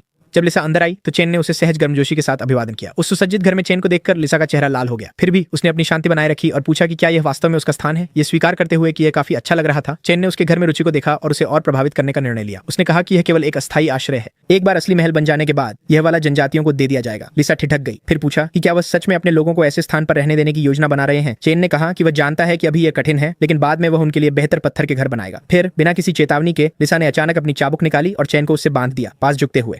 तनाव में चेन ने पूछा कि वह क्या कर रही थी। लिसा ने कहा कि कोई भी पुरुषों को उससे बेहतर नहीं समझता और उसे कई तरीके पता थे जिससे वह उन अजीब चीजों को स्वेच्छा से सौंप देगा। उसने सोचा कि क्या यह उसे तोड़ने के लिए पर्याप्त होगा। चेन को यह बहुत उत्तेजक लगा, लेकिन उसने सख्त चेहरा बनाए रखा और हंसा। क्या वह सच में सोचती थी कि यह उसे मजबूर कर सकता है और उसके पास कोई बैकअप योजना नहीं होगी? अंदर से हालांकि चेन घबरा रहा था, उसके पास कोई बैकअप नहीं था। चीजें नियंत्रण से बाहर हो गई थीं और उसकी न भरी चोटों ने लड़ाई को पहले से ही कठिन बना दिया था। चेन की राहत के लिए आयु अचानक अंदर आई और घोषणा की कि दावत तैयार है। लेकिन जब आयु ने चेन और लिसा को उस स्थिति में देखा तो वह ठिठक गई और बोल पड़ी कि चेन को ऐसी चीजें नहीं करनी चाहिए। लिसा ने कोड़ा वापस खींच लिया और चेन ने कहा कि वे काफी बात कर चुके हैं, अब बाहर जाकर बारबेक्यू करने का समय था। उसने आयु से पूछा कि क्या आग जलाई गई है। इस बीच लिसा सोच रही थी कि क्या चेन का उसके दबाव में शांत रहना सच में किसी छुपे हुए योजना का संकेत था या वह बस मौत से नहीं डरता था। उसकी अपनी लोगों की तुलना में चेन का संयम बहुत अलग महसूस हो रहा था। बाहर कोकोनट ग्रोव की लड़कियों ने खुशी से लिसा को बुलाया, कहते हुए कि ग्रिल किया हुआ मांस बहुत अच्छा महक रहा था। चेन ने आयु को भी कुछ नमक दिया ताकि वो कोकोनट ग्रोव के लोगों में बांट सके। आयु ने इसे दिया, सभी से कहा कि मांस पर थोड़ा छिड़क लें स्वाद को बेहतर बनाने के लिए। लिसा ने तीखे स्वर में पूछा कि आयु खाने पर क्या डाल रही थी। आयु ने जवाब दिया कि अगर लिसा डर रही है तो उसे खाने की जरूरत नहीं है। लेकिन जब लिसा ने अपने कबीले के सदस्यों को स्वाद की तारीफ करते देखा तो वह समझ गई। चेन भी खुश था, उम्मीद कर रहा था कि वे खाते रहेंगे और सैम और स्टोनबोन को अपना काम खत्म करने के लिए और समय मिलेगा। दृश्य स्टोनबोन और अन्य लोगों की ओर बदल गया जो काले बैलों के पास इंतजार कर रहे थे। लूतेंग ने पूछा कि वे फिर से बैलों का शिकार क्यों कर रहे हैं जब उनके पास पहले से ही पर्याप्त मांस है। स्टोनबोन ने कहा कि वे यहाँ शिकार करने नहीं आए हैं। उसने लूतेंग से कहा कि सवाल पूछना बंद करो और आदेशों का पालन करो। फिर हुआंगशु का संकेत आया और उन्होंने सभी ने अपने भाले काले सांडों पर फेंके। पूरा झुंड भाग गया। स्टोनबोन ने सैम को चिल्लाकर कहा कि सांड उसकी ओर आ रहे हैं। सैम ने उन्हें चिंता न करने को कहा और पेड़ से कूदकर अपने भाले को एक बैल की गर्दन में घोंप दिया। वार करने के बाद सैम चिल्लाया कि उसने कर दिखाया। अब बैल उसका था। घायल बैल उग्र होकर दौड़ने लगा। सैम ने खुद को बहादुर बने रहने के लिए मजबूर किया। उसे पता था कि वह इसे संभाल सकता है। दूर से हुआंगशु ने देखा कि झुंड पूर्व की ओर मुड़ रहा है। स्टोनबोन ने सैम को संकेत दिया और सैम ने महसूस किया कि दिशा गलत थी। उसने बैल को दाईं ओर मोड़ा जिससे वह पश्चिम की ओर दौड़ पड़ा। दृश्य चेन की गुफा में वापस कट गया जहां कोकोनट ग्रोव की लड़कियां खुशी खुशी और आराम से खा रही थीं। चेन संकेत का इंतजार कर रहा था जब अचानक कोकोनट ग्रोव कबीले का एक रक्षक मांद की ओर दौड़ता हुआ आया। लिसा ने उसे देखा और जानना चाहा कि वह इतनी घबराई हुई क्यों दिख रही थी। आंसुओं के बीच लड़की ने कहा कि पागल काले सांडों का एक समूह उनके शिविर में घुस आया था, सब कुछ तहस नहस कर दिया और उनके रक्षक उन्हें रोक नहीं सके। लिसा तुरंत खड़ी हो गई और सभी को वापस बेस पर लौटने का आदेश दिया। कसम खाई कि वह उन पागल सांडों को सबक सिखाएगी, लेकिन अंदर से वह हिल गई थी। उसके कबीले ने हमेशा काले सांडों से दूरी बनाए रखी थी, तो अचानक ये क्या हो गया। कोकोनट ग्रो कैंप में लड़कियां उस सांडों को भगा नहीं सकी। उन्होंने गुलेल चलाई लेकिन निशाने से जानवरों पर कोई असर नहीं पड़ा, इसलिए वे नीचे फंसी बहनों को बचाने के लिए नजदीकी लड़ाई में कूद पड़ी। लेकिन जैसे ही एक लड़की नीचे कूदी, एक सांड ने हमला किया और उसे फिर से लगभग मार ही दिया। उसी समय लिसा आई और अपनी चाबुक से बैल के पैर को फंसा लिया। उसे देखकर बाकी लोग खुश हो गए। लिसा ने उन पागल जानवरों पर चिल्लाया, गुस्से में कि उन्होंने उसके लोगों को चोट पहुंचाने की हिम्मत कैसे की। उसने एक बैल को गिरा दिया, लेकिन यह अभी भी पर्याप्त नहीं था। वो फिर से उठ खड़ा हुआ और सीधे लिसा की ओर दौड़ा, उसे हवा में उछाल दिया और उसके हाथ से चाबुक गिरा दी। चेन समय पर आ गया और उसे पकड़ लिया। उसने पूछा कि क्या वह ठीक है। लिसा निराश लेकिन स्थिर ने कहा कि वह ठीक है। वो बस ये समझ नहीं पा रही थी कि बैल कहां से आए थे। पास में हुआंगशु, सैम, लूतेंग और स्टोनबोन ने अजीब तरह से अपने चेहरे छुपा लिए क्योंकि वे ही कारण थे। फिर चैन ने बैलों की ओर घूरा और भौंका, पूछते हुए कि क्या वे अपने घाव भरने के बाद अपना दर्द भूल गए थे। बैल गरजे और आगे बढ़े जिससे चैन सतर्क हो गया। क्या उसने उसे पहचाना नहीं? क्या काले सांड के राजा की खाल से बनी चादर पर्याप्त डरावनी नहीं थी? फिर उसकी राहत के लिए सांड पीछे हटने लगा। चेन ने चिल्लाया कि ऐसा लगता है कि झुंड का नया राजा है। उसने सांड के मालिक से कहा कि यह पिछले वाले से कमजोर दिखता है और चूंकि यह यहाँ है, यह रह सकता है। तुरंत चेन के कबीले ने सांडों पर हमला किया और स्टोनबोन ने सैम से कहा कि वह सांड के मालिक पर ध्यान केंद्रित करे। स्टोनबोन की मदद से सैम सांड पर चढ़ गया और उसे काबू में करने की कोशिश करने लगा ताकि वह उसे सवारी कर सके। चेन ने देखा कि सैम के पास सवारी करने की असली प्रतिभा थी। जब उसके लोग झुंड को काबू में करने में लगे थे, चेन ने लिसा से जाने को कहा, लेकिन उसने मना कर दिया, ये तर्क देते हुए कि झुंड अभी भी नहीं बिखरा था। चेन ने उसे लड़ाई में शामिल होने से रोका, चेतावनी दी कि वह इन राक्षसों का सामना नहीं कर सकती। उसने पर्याप्त लोग नहीं लाए थे, इसलिए अंदर घुसना आत्महत्या जैसा होता। लिसा चुप हो गई, जवाब देने में असमर्थ। चेन ने फिर से पूछा कि वह अपने लोगों को फिलहाल उसके स्थान पर क्यों नहीं ले जाती जहां वे ठीक हो सकते और अपनी जमीन वापस लेने के सही समय का इंतजार कर सकते। उसने उन्हें आश्रय, भोजन और सुरक्षा का वादा किया। आयु ने भी लिसा से आग्रह किया कि वह अपने लोगों की स्थिति पर ध्यान दे। वे लड़ने की स्थिति में नहीं थे। क्या वह सच में देखना चाहती थी कि वे अपनी जान गंवा दें? अंत में लिसा ने कोकोनट ग्रोव कबीले को घायलों की मदद करने और उत्तर में चेन के स्थान पर पीछे हटने का आदेश दिया। यह सुनकर आयु नाम की एक लड़की भड़क उठी, लेकिन वह रानी का विरोध नहीं कर सकी। उसने घायलों से कहा कि वे चेन के लोगों का अनुसरण करें। फिर चेन ने आयु को कोकोनट ग्रोव कबीले को ले जाने की जिम्मेदारी दी। आयु ने सहमति जताई और वे चले गए। इस बीच स्टोनबोन और अन्य लड़ते रहे और आयुन भी शामिल हो गई। स्टोनबोन ने उससे कहा कि अगर वह डर रही है तो पीछे हट जाए क्योंकि उन्होंने पहले ही बैलों को हरा दिया था और उन्हें जल्दी करने की जरूरत नहीं थी। आयुन ने उसकी बात अनसुनी कर दी और फिर भी बैलों पर हमला कर दिया। चेन ने स्टोनबोन से कहा कि उसे छोड़ दो और जीत पर ध्यान केंद्रित करो। उसे विश्वास था कि वे लड़कियां बहादुर थीं। दृश्य शाम को बदल गया जब सभी लोग चेन के शिविर में लौट आए। चेन की तरफ से माया नाम की एक लड़की ने उनका खुशी से स्वागत किया, कहती हुई कि वह खुश है कि सभी सुरक्षित लौट आए। उसने चेन और दूसरों के बारे में पूछा और आयु ने ने समझाया कि वे समय खरीदने के लिए पीछे रह गए थे, जबकि घायल लोगों को वापस लाया जा रहा था। माया ने कहा कि कोकोनट ग्रोव की लड़कियां उन घरों में रह सकती हैं जो उन्होंने बनाए थे। उसने राहत की सांस ली, सोचते हुए कि अगर मियां और अन्य लोग अपनी चोटों के बावजूद उन घरों को पूरा करने के लिए काम नहीं करते तो उन्हें कहीं रखने की जगह नहीं होती। उसके बाद आयु ने लिसा को बताया कि सभी को भोजन, आश्रय और सुरक्षा मिल गई है, इसलिए उसे चिंता करने की जरूरत नहीं है। उसने लिसा से अभी आराम करने का आग्रह किया और लिसा ने चुपचाप उसका धन्यवाद किया। आयु ने राहत की सांस ली क्योंकि सब कुछ सुचारू रूप से हो गया और उसे चेन के शब्द याद आए। उसने कहा था कि पूरा योजना कोकोनट ग्रोव कबीले को सबसे कम लागत पर नियंत्रण में लाने के बारे में थी, क्योंकि उनकी आखिरी कठिन लड़ाई के बाद वे और चोटें सहन नहीं कर सकते थे। अब केवल अंतिम कदम बाकी था। दृश्य अगले दिन की ओर बढ़ा जब मिया ने हे जियाओ से पूछा कि क्या रात भर सब कुछ ठीक से हुआ। हे जियाओ ने कहा हाँ, उसने पूरी रात पहरा दिया और कुछ नहीं हुआ। आयु लिसा के घर के बाहर पहरा दे रही थी जब अचानक उसे महसूस हुआ कि उस पर एक छाया पड़ गई है। उसने ऊपर देखा और देखा कि मिया आ गई थी। आयु ने तुरंत पूछा कि वह क्या चाहती है। मिया ने कहा कि उनके राजा ने लिसा को अपने महल में कुछ महत्वपूर्ण चर्चा के लिए आमंत्रित किया है। दृश्य चेन की ओर स्थानांतरित हुआ, जो अपना सिस्टम चेक कर रहा था और महसूस कर रहा था जब लिसा उससे मिलने आई। लिसा ने कहा कि आयु ने उसे कबीले के विलय के बारे में बताया था और उसका जवाब ना था। वह इसके लिए सहमत नहीं हो सकती थी। लिसा ने चेतावनी दी कि चेन यह न सोचे कि वह उसे दबाव में ला सकता है सिर्फ इसलिए कि कोकोनट ग्रोव कबीला अस्थायी रूप से कमजोर हो गया था। चेन ने जवाब दिया कि वह उसे मजबूर नहीं कर रहा था, वह एक सौदा पेश कर रहा था। वह उसे घर बनाना, हथियार बनाना और आग जलाना सिखा सकता था और बदले में कोकोनट ग्रोव कबीला उसकी जनजाति के साथ मिल जाएगा। उसने फिर से पूछा कि वह स्वीकार करे और उसकी सुरक्षा में रहे। चेन पास आए और कहा कि अकेला साहस हमेशा पर्याप्त नहीं होता। उन्होंने उसे याद दिलाया कि वह बे कबीले की क्रूरता और जायंट स्टोन कबीले की ताकत को उनसे बेहतर जानती थी। अभी उन्होंने कहा वह एक घायल हिरण की तरह थी और जल्द ही खून के प्यासे जानवर उस खून की गंध पाकर शिकार करने आएंगे। निराश होकर लिसा ने उनसे रुकने को कहा। वह यह सब पहले से जानती थी, लेकिन यह इतना सरल नहीं था। उसने समझाया कि वह कोकोनट ग्रोव की लड़कियों को उनके शासन के अधीन करने के लिए मजबूर नहीं कर सकती। लिसा ने एक बार फिर पूछा कि क्या चेन वास्तव में उस चुनौती को स्वीकार करने के लिए तैयार था। चेन बस मुस्कुराया और सहमति जताई। बाहर आकर चेन ने कोकोनट ग्रोव कबीले की लड़कियों को संबोधित किया।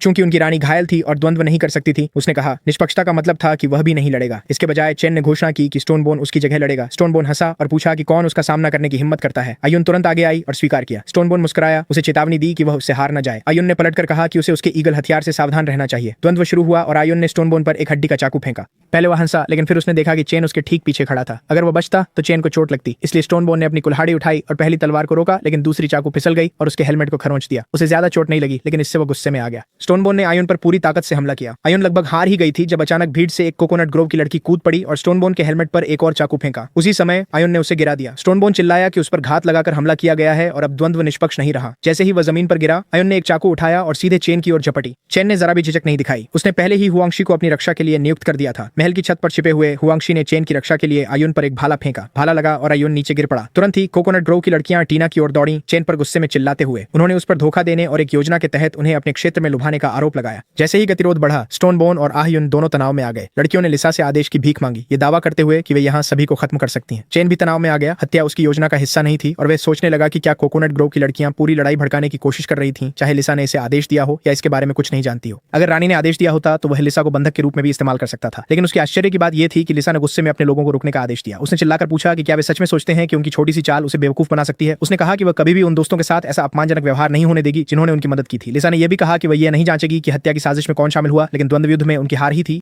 फिर उसने चेन से कहा कि आयुन कोकोनट ग्रोव कबीले की सबसे बहादुर, सबसे वफादार योद्धा थी। उसके बिना आयुन कभी भी इस तरह की चीज के लिए अपना गर्व नहीं छोड़ती। लिसा ने कहा कि वह जानती थी कि चेन के पास असाधारण क्षमताएं हैं, लगभग चमत्कारी। इसलिए उसने पूछा कि क्या वह इतना उदार हो सकता है कि टीना की जान बख्श दे। कोकोनट ग्रोव कबीला हमेशा आभारी रहेगा। चेन गंभीर दिख रहा था, लेकिन अंदर से वह राहत महसूस कर रहा था। यह सबसे बुरा परिणाम नहीं था और स्थिति का नियंत्रण फिर से उसके हाथ में था। हेमोस्टेटिक मरहम के बारे में सोचते हुए उसने लिसा से कहा कि चिंता न करें, आयुन नहीं मरेगी। आखिरकार अब वे सहयोगी थे। लड़कियों में से एक ने चेन से जल्दी करने का आग्रह किया। आयुन तेजी से कमजोर हो रही थी। जब वह मदद करने गया तो चेन ने तय किया कि वह टीना के हत्या के प्रयास को बड़े हित के लिए नजरअंदाज कर देगा, लेकिन उसके कार्यों को बिना सजा के नहीं छोड़ा जा सकता। इसलिए उसने केवल थोड़ी दवा का उपयोग किया, इतना कि आयुन जीवित रह सके, पूरी तरह से ठीक नहीं हो सके, और बाकी मरहम को अपने घावों के लिए बचा लिया। उसका इलाज करने के बाद उसने दूसरों से कहा कि वे आयुन को घर ले जाएं और कहा कि वह कुछ दिनों में ठीक हो जाएगी। यह देखकर कोकोनट ग्रोव कबीले की लड़कियों ने चेन की प्रशंसा करना शुरू कर दिया, यह मानते हुए कि उन्होंने एक चमत्कार देखा है। चेन ने लिसा को गले लगाया और पूछा कि क्या उसके लोग अब उसके कबीले के साथ मिल सकते हैं। खुशी से भरकर उसने खुशी खुशी हाँ कहा।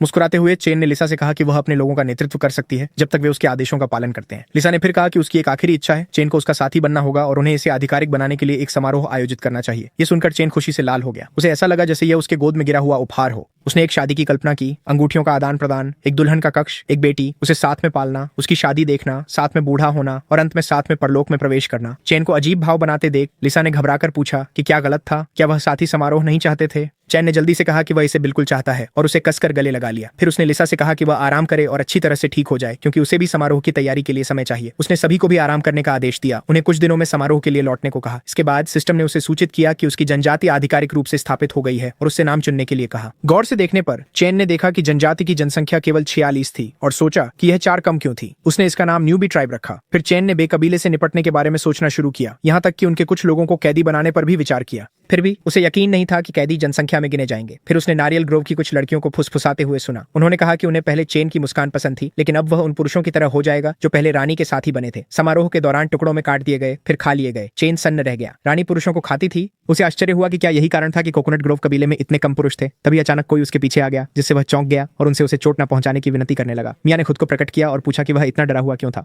अभी भी चौंके हुए चैन ने पूछा कि वह क्या चाहती है। मियां ने पूछा कि क्या वह सच में उस बदतमीज औरत लिसा का साथी बनने का इरादा रखता है। चैन ने स्वीकार किया कि उसे इसे फिर से सोचना पड़ सकता है, क्योंकि समारोह के लिए सहमत होना बहुत जल्दबाजी थी। मियां ने पूछा कि क्या वह सच में ऐसा सोचते हैं। चैन ने कहा कि उसने सोचा था कि उसे एक दुल्हन मिल रही है, लेकिन लिसा तो प्रेइंग मैंटिस जैसी निकली। मियां ने जश्न मनाना शुरू कर दिया, जब तक आयु ने बीच में आकर पूछा कि वह क्यों बाहर आई जब उसे आराम करना चाहिए था। शर्माते हुए मियां ने कहा कि वह चैन के साथ रहना चाहती थी। उसने दुखी होकर जवाब दिया कि उसे अकेले रहने की जरूरत है और सुझाव दिया कि अगर वे चाहें तो कोकोनट ग्रो की लड़कियां कैंप के निर्माण में मदद कर सकती हैं। आयु ने सहमति जताई और मियां को वापस ले जाने लगी। फिर भी मियां चैन से कहती रही कि वह ध्यान से सोचे और लिसा की बजाय उसे चुने। उसके बाद चैन ने लिसा से बात करने का फैसला किया।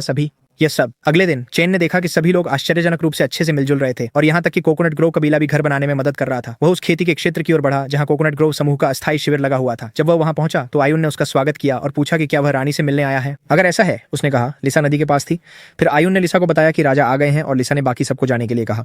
जब वे अकेले रह गए तो लिसा ने पूछा कि क्या कुछ जरूरी हुआ है। चैन ने कहा नहीं, वह सिर्फ ये देखने आया था कि उसकी चोट कैसी ठीक हो रही है। लिसा ने जवाब दिया कि वह 2 या 3 दिनों में पूरी तरह ठीक हो जाएगी। फिर लिसा ने पूछा कि क्या चैन उनकी रोमांस की शुरुआत जल्दी करना चाहता है। तनाव में चैन ने नहीं कहा। फिर उसका नाम पूछा। लिसा ने उसे बताया कि वह उसे लिसा कह सकता है। यह नाम पूर्व रानी ने उसे दिया था, लेकिन उसके निर्वासन के बाद से किसी ने इसका उपयोग नहीं किया था। यह सुनकर चैन और भी अधिक असहज हो गया, सोचते हुए कि या तो आज्ञा मानो या निर्वासित हो जाओ, और वह कबीले का नाम प्रेइंग मैंटिस कबीला भी रख सकती है। चैन ने पूछा कि क्या पूर्व रानी के भी साथी थे और वे कहाँ गए। लिसा ने जवाब दिया कि उन सभी को खा लिया गया था। उनके कबीले में रानियां परंपरागत रूप से अपने साथियों को अधिक शक्ति प्राप्त करने के लिए खा जाती थी। चैन और भी अधिक चिंतित हो गया, लेकिन थोड़ा आराम मिला जब लिसा ने कहा कि यह पुरानी रानी की प्रथा थी और उसकी इसे बनाए रखने की कोई इच्छा नहीं थी। चैन को कुछ राहत मिली और उसने पूछा कि क्या उसने कभी किसी को खाया है। लिसा ने कहा कि वह हाल ही में रानी बनी है और उसका कभी कोई साथी नहीं रहा, इसलिए उसे कभी मौका नहीं मिला। फिर चैन ने अलविदा कहा और समारोह की तैयारी के लिए चला गया। वापसी के रास्ते में उसने सोचा कि अगर खाए जाने का खतरा नहीं है तो शायद उसे मियां से बात करनी चाहिए। अचानक लिसा ने जोड़ा कि भले ही वह लोगों को नहीं खाती, अगर कोई उसे बाद में गलत करता है तो वह उन्हें कड़ी सजा देने में संकोच नहीं करेगी। कुछ समय बाद चैन उनके रहने के क्षेत्र से गुजरा, सभी को काम करते हुए देख रहा था।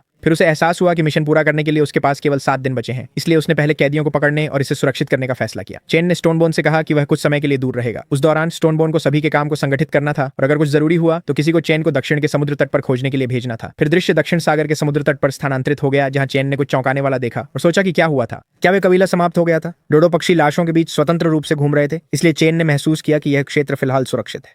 उन्होंने बेकलान के शवों का निरीक्षण किया और देखा कि उनमें अभी भी कुछ लचीलापन था और सड़न की कोई गंध नहीं थी। जो भी लड़ाई उन्हें मारने वाली थी वह हाल ही में समाप्त हुई थी। चैन ने यह भी देखा कि उनकी उंगलियों के नाखून असामान्य रूप से तेज थे और घाव उन नाखूनों से मेल खाते थे। वह सोचने लगे कि क्या पानी के पागल एक दूसरे पर हमला कर चुके थे। इससे किसी भी जीवित व्यक्ति को ढूंढना और भी जरूरी हो गया। वहां उसे एक शव मिला जिसमें कोई आंतरिक चोट नहीं थी, लेकिन चेहरा पीड़ा में विकृत था, जैसे कि वह दर्दनाक तरीके से मरा हो। जब चैन यह समझने की कोशिश कर रहा था कि क्या हुआ था, तभी अचानक सैम कहीं से प्रकट हुआ और चिल्लाया कि बेकलान के कुछ सदस्य उनके स्थान पर अराजकता फैला रहे हैं। यह सुनकर चैन तुरंत आधार की ओर दौड़ पड़ा। दृश्य बेस की ओर बदल गया, जहां स्टोनबोन ने सभी को पास रहने, अपनी ताकत बचाने और नजदीकी मुकाबले के लिए तैयार रहने को कहा। उन्होंने लकड़ी के भाले फेंके, लेकिन बेकलान के पागल लोग बिना खरोंच के उन्हें झेल गए। जैसे ही पागल लोग करीब आए, स्टोनबोन ने सभी को शांत रहने और जैसे भी हो लड़ने को कहा, बस किसी को पानी में खींचने न दें। एक बार ऐसा हो गया तो उनके पास कोई मौका नहीं रहेगा। पागल लोग उन पर टूट पड़े, लेकिन पत्थरों की बौछार ने उनके हमले को रोक दिया। तभी रानी लिसा की सहायता सेना पहुंच गई। लिसा ने स्टोनबोन से पूछा कि क्या हो रहा था, क्या ये बेकलैंड के दुश्मन थे और क्यों दक्षिणी किनारे के लोग अचानक उनके बेस पर आ गए थे।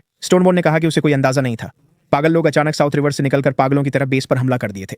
फिर दोनों पक्ष एक क्रूर लड़ाई में भिड़ गए। लिसा खुद न्यूबी कबीले के साथ युद्ध में शामिल हो गई। उसने बे कबीले के लड़ाकों से बात करने की कोशिश की, लेकिन कोई जवाब नहीं मिला, जिससे उसे एहसास हुआ कि उनके साथ कुछ बहुत गलत था। जब लिसा एक हमलावर के साथ वार कर रही थी, एक बड़ा पागल उसे घात लगाने की कोशिश कर रहा था। चैन ने पूरी ताकत से कदम रखा, उस दानव पर जोर से वार किया, फिर भी पागल ने आसानी से उस वार को सह लिया, जिससे वह चौंक गया। फिर दो बे क्लान के सदस्य चेन पर हमला करने की कोशिश करने लगे, लेकिन हुआंग शुए और लानगु कोई बीच में आ गए, उन्हें मार गिराया और बेहोश कर दिया। उन्होंने चेतावनी दी कि अगर बेक्लान को उनका राजा चाहिए तो उन्हें पहले उनके पास से गुजरना होगा। चेन ने हुआंग शुए और लानगु कुई की प्रशंसा की और उनसे कहा कि वे उन छोटे पागलों को संभालें। उसने लिसा से भी कहा कि वह उसके लोगों की मदद करे, क्योंकि उसे अपने सामने के राक्षस पर पूरा ध्यान केंद्रित करना था। लिसा ने सहमति जताई और दौड़ पड़ी। चेन ने सभी से कहा कि जब तक उसकी अपनी लड़ाई का फैसला नहीं हो जाता वह उन पर निर्भर है। उसने बड़े पागल से कहा कि उसे नहीं पता कि बे क्लान के साथ क्या हुआ, लेकिन न्यूबी क्लान का इससे कोई लेना देना नहीं है, वे शायद गलत लक्ष्य पर हमला कर रहे थे।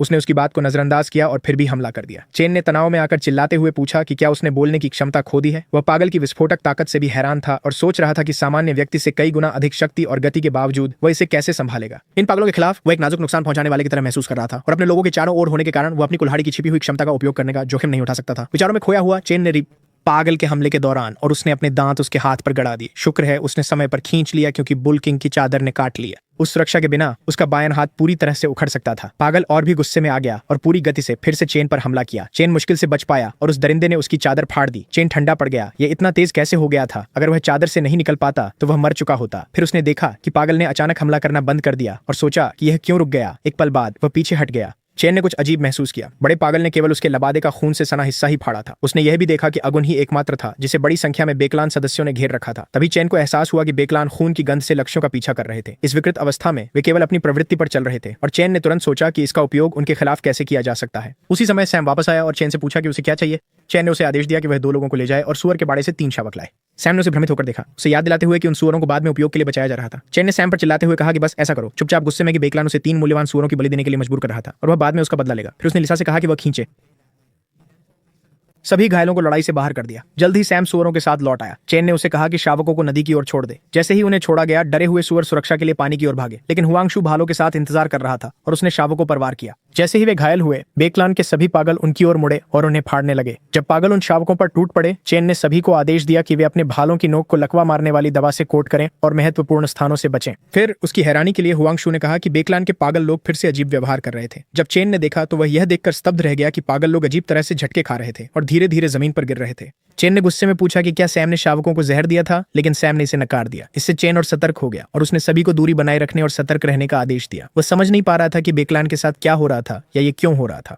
कुछ समय बाद दृश्य खेती के क्षेत्र में बदल गया, जहां हर बेक्लान सदस्य को पिंजरों में बंद कर दिया गया था। आयुन ने सभी को सतर्क रहने के लिए कहा, अगर उनमें से कोई हिले। जब बेक्लान के कैदी जागे तो उन्होंने तुरंत मदद के लिए भीख मांगना शुरू कर दिया। आयुन ने एक लड़की को राजा चेन को सूचित करने के लिए भेजा। कुछ देर बाद चेन पहुंचे और पूछा कि क्या हो रहा है। उन्होंने देखा कि हर बेक्लान सदस्य पानी के लिए बेताब था। चेन ने पहले आयुन से पूछा कि बेक्लान के नेता हेक्टर कहाँ है। उसने कहा कि हेक्टर को दूसरों से अलग कर दिया गया था। जब चेन हेक्टर के पिंजरे तक पहुंचे तो हेक्टर भी पानी के लिए भीख मांग रहा था, इसलिए चेन ने बोतल से उस पर कुछ पानी छिड़का। फिर उन्होंने हेक्टर से पूछा कि क्या वह उन्हें समझ सकता है और हेक्टर ने हाँ में जवाब दिया। फिर चेन ने पूछताछ का काम आयु को सौंप दिया। आयु ने हेक्टर को पानी पीने के लिए दिया और कहा कि जितना चाहे उतना ले सकता है। हेक्टर ने कहा कि उसके लोगों को भी पानी चाहिए और चेन से इसे उनके साथ साझा करने के लिए कहा। आयु ने उसे आश्वासन दिया कि सभी को कुछ मिलेगा। फिर पूछा कि क्या वो कुछ सवालों का जवाब देने के लिए तैयार है। हेक्टर ने तनाव में पूछा कि सिर्फ इसके लिए उनके कबीले पर हमला क्यों किया गया। उसने यह भी कहा कि उसने सुना था कि जायंट स्टोन कबीला अजीब है, लेकिन उसने कभी नहीं सोचा था कि वे इतने विचित्र होंगे। आयु ने पूछा कि क्या वह दावा कर रहा है कि जायंट स्टोन कबीले ने उन पर हमला किया था। हेक्टर चौंक गए और कहा कि टोर ने कभी नहीं बताया कि चेन का कबीला जायंट स्टोन कबीला नहीं था। आयु ने समझाया कि वे नया नवागंतुक कबीला है और चेन उनके राजा हैं। हेक्टर ने कहा कि उन्होंने कभी किसी नवागंतुक कबीले के बारे में नहीं सुना, इसलिए जायंट स्टोन कबीले ने उन्हें दूर भगा दिया होगा। आयु ने कहा कि वह फिर से गलत थे।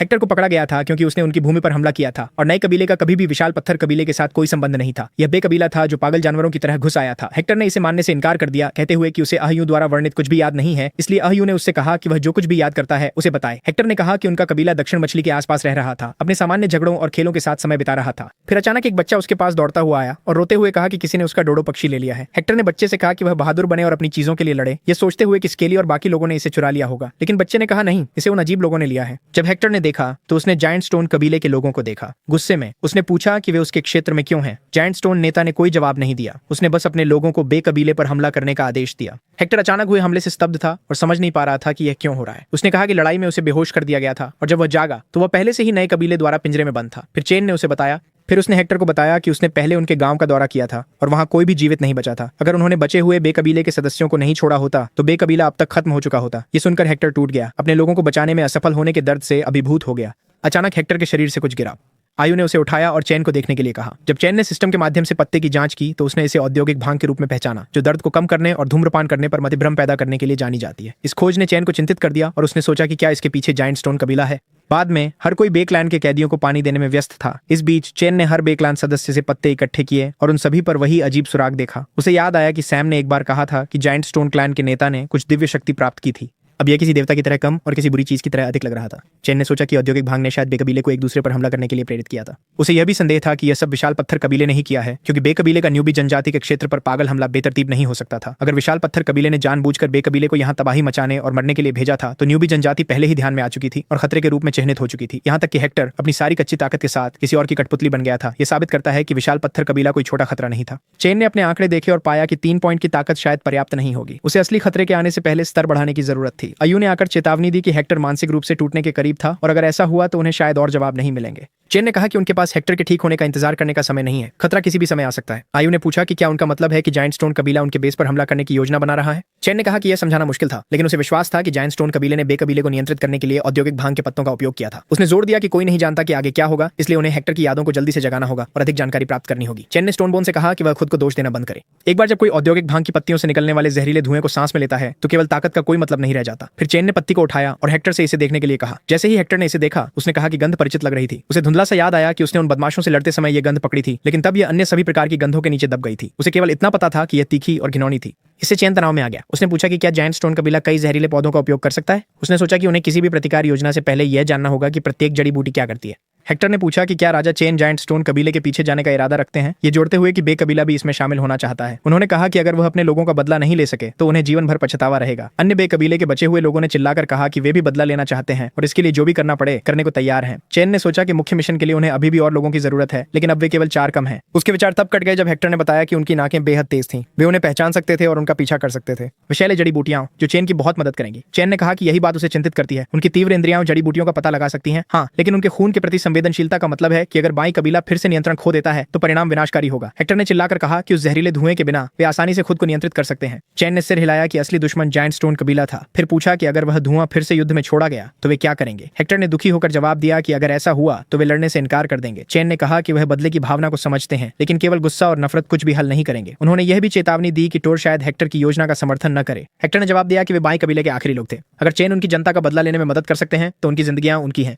चैन ने हेक्टर से कहा कि अगर वह जनजाति में शामिल हो जाए और नए कबीले के प्रति वफादारी की शपथ ले तो चैन बदला लेने की गारंटी देगा। फिर भी उसने एक बात स्पष्ट कर दी, हर बाई कबीले का सदस्य व्यक्तिगत रूप से भाग नहीं ले सकेगा। फिर चैन ने हेक्टर से फिर पूछा कि वह इस सौदे के बारे में क्या सोचता है। हेक्टर और बाकी बाई कबीले ने तुरंत चिल्लाकर कहा कि वे स्वीकार करते हैं। जैसे ही चैन जाने के लिए मुड़ा, हेक्टर ने उसे पुकारा। चैन ने तुरंत समझ लिया और आयुन से कहा कि वे बाई कबीले को उनके पिंजरों से मुक्त कर दें। अब वे सहयोगी थे। जैसे ही उसने ऐसा किया, प्रणाली ने घोषणा की कि कबीले का मिशन पूरा हो गया। चैन को 3 विशेषता अंक, एक बड़ा सामग्री चेस्ट और एक विरासत पट्टिका मिली। क्योंकि उसने 7 दिनों के भीतर समाप्त किया, उसे एक सरप्राइज गिफ्ट पैक भी मिला। चैन ने अंततः राहत की सांस ली। अंततः खोज पूरी हो गई और उसने सभी 3 विशेषता बिंदुओं को ताकत में डालने का निर्णय लिया। जैसे ही बिंदु आवंटित किए गए, उसके अंदर एक बड़ी शक्ति की लहर दौड़ गई। वह अपने शरीर के अंदर ऊर्जा को दौड़ते हुए महसूस कर सकता था। जब यह स्थिर हुई तो उसने देखा कि उसके बाल लंबे हो गए थे और सोचा कि क्या यह बढ़ोतरी का एक साइड इफेक्ट था। उसके बाद चैन ने पुरस्कारों का निरीक्षण करना शुरू किया। बड़े सामग्री के चेस्ट में उसे 1 टन हेमेटाइट मिला। यह देखकर वह बहुत खुश हुआ। इसका मतलब था कि वह कांस्य युग को छोड़कर सीधे लौह युग में जा सकता था। इसके बाद चैन ने सरप्राइज गिफ्ट पैक खोला, कुछ अच्छा मिलने की उम्मीद में। वह 3 जार हेमोस्टेटिक मरहम पाकर बहुत खुश हुआ। पिछली बार की तुलना में यह इनाम कहीं बेहतर था। फिर चैन ने सिस्टम से विरासत पट्टिका लाने को कहा। उस पर उसने देखा कि उसने एक सभ्यता वस्तु प्राप्त की है। हालांकि इसे अनलॉक करने में 10 प्रौद्योगिकी बिंदु लगेंगे। उसने बिना झिझक बिंदु खर्च किए और इसे पहचान लिया। पहचान पूरी हुई और चैन को एक पट्टिका मिली जिसका नाम था संवेदनशीलता की भावना। उसे तुरंत एहसास हुआ कि यह उनकी सभ्यता की वृद्धि के लिए एक महत्वपूर्ण कदम हो सकता है। वह विशेष रूप से खुश था क्योंकि इसका मतलब था कि अब उसे पुरुषों और महिलाओं के एक साथ स्नान करने की चिंता नहीं करनी पड़ेगी। वह निश्चित रूप से नहीं चाहता था कि कोई भी लिसा को स्नान करते हुए देखे। इसके साथ ही चैन ने बड़ी समस्या की ओर ध्यान दिया, विशाल पत्थर कबीले को कैसे संभालना है। उसी समय आयु आ गई। वह चैन के नए शरीर को देखकर हैरान रह गई। लंबा, चौड़ा, अधिक मांसल। चैन ने इसे नजरअंदाज किया और पूछा कि उसे क्या चाहिए। जवाब में आयु ने पूछा कि क्या वह चाहती है कि वह जायंट स्टोन कबीले के साथ बातचीत करे और किसी भी गलतफहमी को दूर करे। चैन ने कहा कि कोई गलतफहमी नहीं थी। जायंट स्टोन कबीले ने पहले ही उन्हें नष्ट करने का फैसला कर लिया था। उसने उन्हें अब तक के सबसे कठिन दुश्मन कहा जो नए कबीले ने सामना किया था। ऐसा दुश्मन जो दूसरों को एक दूसरे के खिलाफ खड़ा कर सकता था और अराजकता से लाभ उठा सकता था। आयु ने घबराते हुए पूछा कि अब उनके कबीले को क्या करना चाहिए। अपनी डर को छुपा नहीं सकी। चैन ने कहा कि अभी के लिए उनका सबसे अच्छा कदम यह होगा कि वे अपनी रक्षा को मजबूत करें, भोजन का भंडारण करें और जब तक वे पूरी तरह से तैयार न हो तब तक जायंट स्टोन कबीले को उकसाने से बचें। संक्षेप में, उन्हें अपनी ताकत छुपानी होगी और सही समय का इंतजार करना होगा। फिर आयु ने पूछा कि उन्हें 22 नए लोगों को कैसे संगठित करना चाहिए। चैन ने उसे बताया कि बाई कबीले के लोगों को 3 टीमों में बांट दो। एक घर बनाने के लिए, एक खाना इकट्ठा करने के लिए और एक जाल बनाने के लिए। जाल का जिक्र होते ही आयु उलझन में दिखी और पूछा कि ये किसके लिए है। चेन ने सरलता से समझाया कि जाल उनकी क्षेत्र की रक्षा में मदद करेंगे। उन्होंने जोड़ा कि वे दुश्मनों या जंगली जानवरों को जीवित पकड़ सकते हैं, जिससे जनजाति की रक्षा मजबूत होगी। फिर उसने आयु से कहा कि उसके लिए एक और जरूरी काम है। इतने सारे नए लोगों को खिलाने के लिए उन्हें दीर्घकालिक खाद्य आपूर्ति के बारे में सोचना शुरू करना होगा और वे बचे हुए मांस को बर्बाद नहीं कर सकते। इसलिए उसने तय किया कि सबसे पहले सभी को झटकेदार मांस बनाना सीखना चाहिए। जब स्टोनबोन आया और चेन के बड़े शरीर को देखकर आश्चर्यचकित हुआ तो चेन ने उसे इसे नजरअंदाज करने और आगे के काम पर ध्यान केंद्रित करने को कहा। उसने स्टोनबोन को आदेश दिया कि वह पास के पहाड़ों में जाल लगाना शुरू करे और जितना घना हो सके उतना बेहतर। चेन ने कहा कि उसने पहले ही उसके लिए सहायक चुन लिए थे और वह व्यक्तिगत रूप से पहला जाल सिखाएगा, लेकिन उसने जोर देकर कहा कि असली कुंजी सिर्फ उन्हें बनाना सीखना नहीं था, बल्कि यह याद रखना था कि हर जाल कहाँ रखा गया है। यह सुनकर स्टोनबोन तनाव में आ गया और स्वीकार किया कि यह काम बिल्कुल भी रोमांचक नहीं लग रहा था। चेन ने हल्के से अपने हेलमेट पर थपथपाया और कहा कि हर जाल की जगह याद रखने के लिए उस पर भरोसा करना दिखाता है कि वह कितना महत्वपूर्ण था। यह बिल्कुल गुप्त रहना चाहिए, केवल चेन और स्टोनबोन को सब कुछ पता होगा और कोई तीसरा व्यक्ति शामिल नहीं हो सकता। उसने स्टोनबोन से कहा कि वह श्रमिकों को विभिन्न क्षेत्रों में घुमाए ताकि कोई भी व्यक्ति किसी एक क्षेत्र में सभी जाल की जगह न सीख सके। अगर उनमें से एक भी गद्दार होता तो परिणाम विनाशकारी होते। जाल बिछाने के बाद चेन ने कहा कि स्टोनबोन को हर स्थान की रिपोर्ट उसे देनी होगी। उसने उन स्केचों को भी मिटा दिया जिनका उपयोग उसने चीजों को समझाने के लिए किया था और स्टोनबोन को चेतावनी दी कि कुछ भी न बनाए। हर जाल का स्थान उसके दिमाग में रहना चाहिए। स्टोनबोन ने स्वीकार किया कि यह कठिन लगता है, लेकिन उसने वादा किया कि वह चेन के विश्वास पर खरा उतरेगा। चेन ने उसकी प्रशंसा की, फिर उसे आराम करने के लिए कहा। वे काम रात के बाद शुरू करेंगे। चेन ने अपने घर के बाहर विनम्रता का पट्टिका रखा ताकि हर गुजरने वाला व्यक्ति इसे देख सके और इसके अर्थ को समझ सके। फिर उसने लेंगुकुई से कहा कि वह थोड़ी देर के लिए सोने जा रहा है। स्टोनबोन और बाकी लोग रात में उसे ढूंढने आएंगे। अगर तब तक कुछ जरूरी हुआ तो लेंगुकुई को उसे तुरंत जगाना था। घर के अंदर चेन बिस्तर पर लेट गया और सोचने लगा कि उनके पास वास्तव में कितना समय है। अभी भी बहुत कुछ करना बाकी था। सैनिकों को अलग अलग इकाइयों में प्रशिक्षित करना, रक्षा प्रणाली बनाना, गश्त का आयोजन करना, नई तकनीक को अनलॉक करना, क्षेत्र का विस्तार करना। चेन को यह काम अंतहीन लग रहा था, फिर भी उसने इस दुर्लभ अवसर का आनंद लेने का निर्णय लिया और जल्द ही सो गया। जब चेन जागा तो उसने खुद को एक बार में पाया जहां सुंदर लड़कियां शराब पी रही थीं। चेन ने उनसे अपना परिचय देने को कहा। उन्होंने कहा कि वे श्याओया, लिली और टीटा डैन थीं। खुश होकर चेन ने कहा कि उसने स्पष्ट रूप से बहुत ज्यादा पी ली थी, लेकिन वह खुश था कि वह वापस आ गया है। अब उन तनावपूर्ण दिनों में जंगल में जीवित रहने के लिए नहीं फंसा है। उसने उनके साथ का आनंद लिया और उसके बाद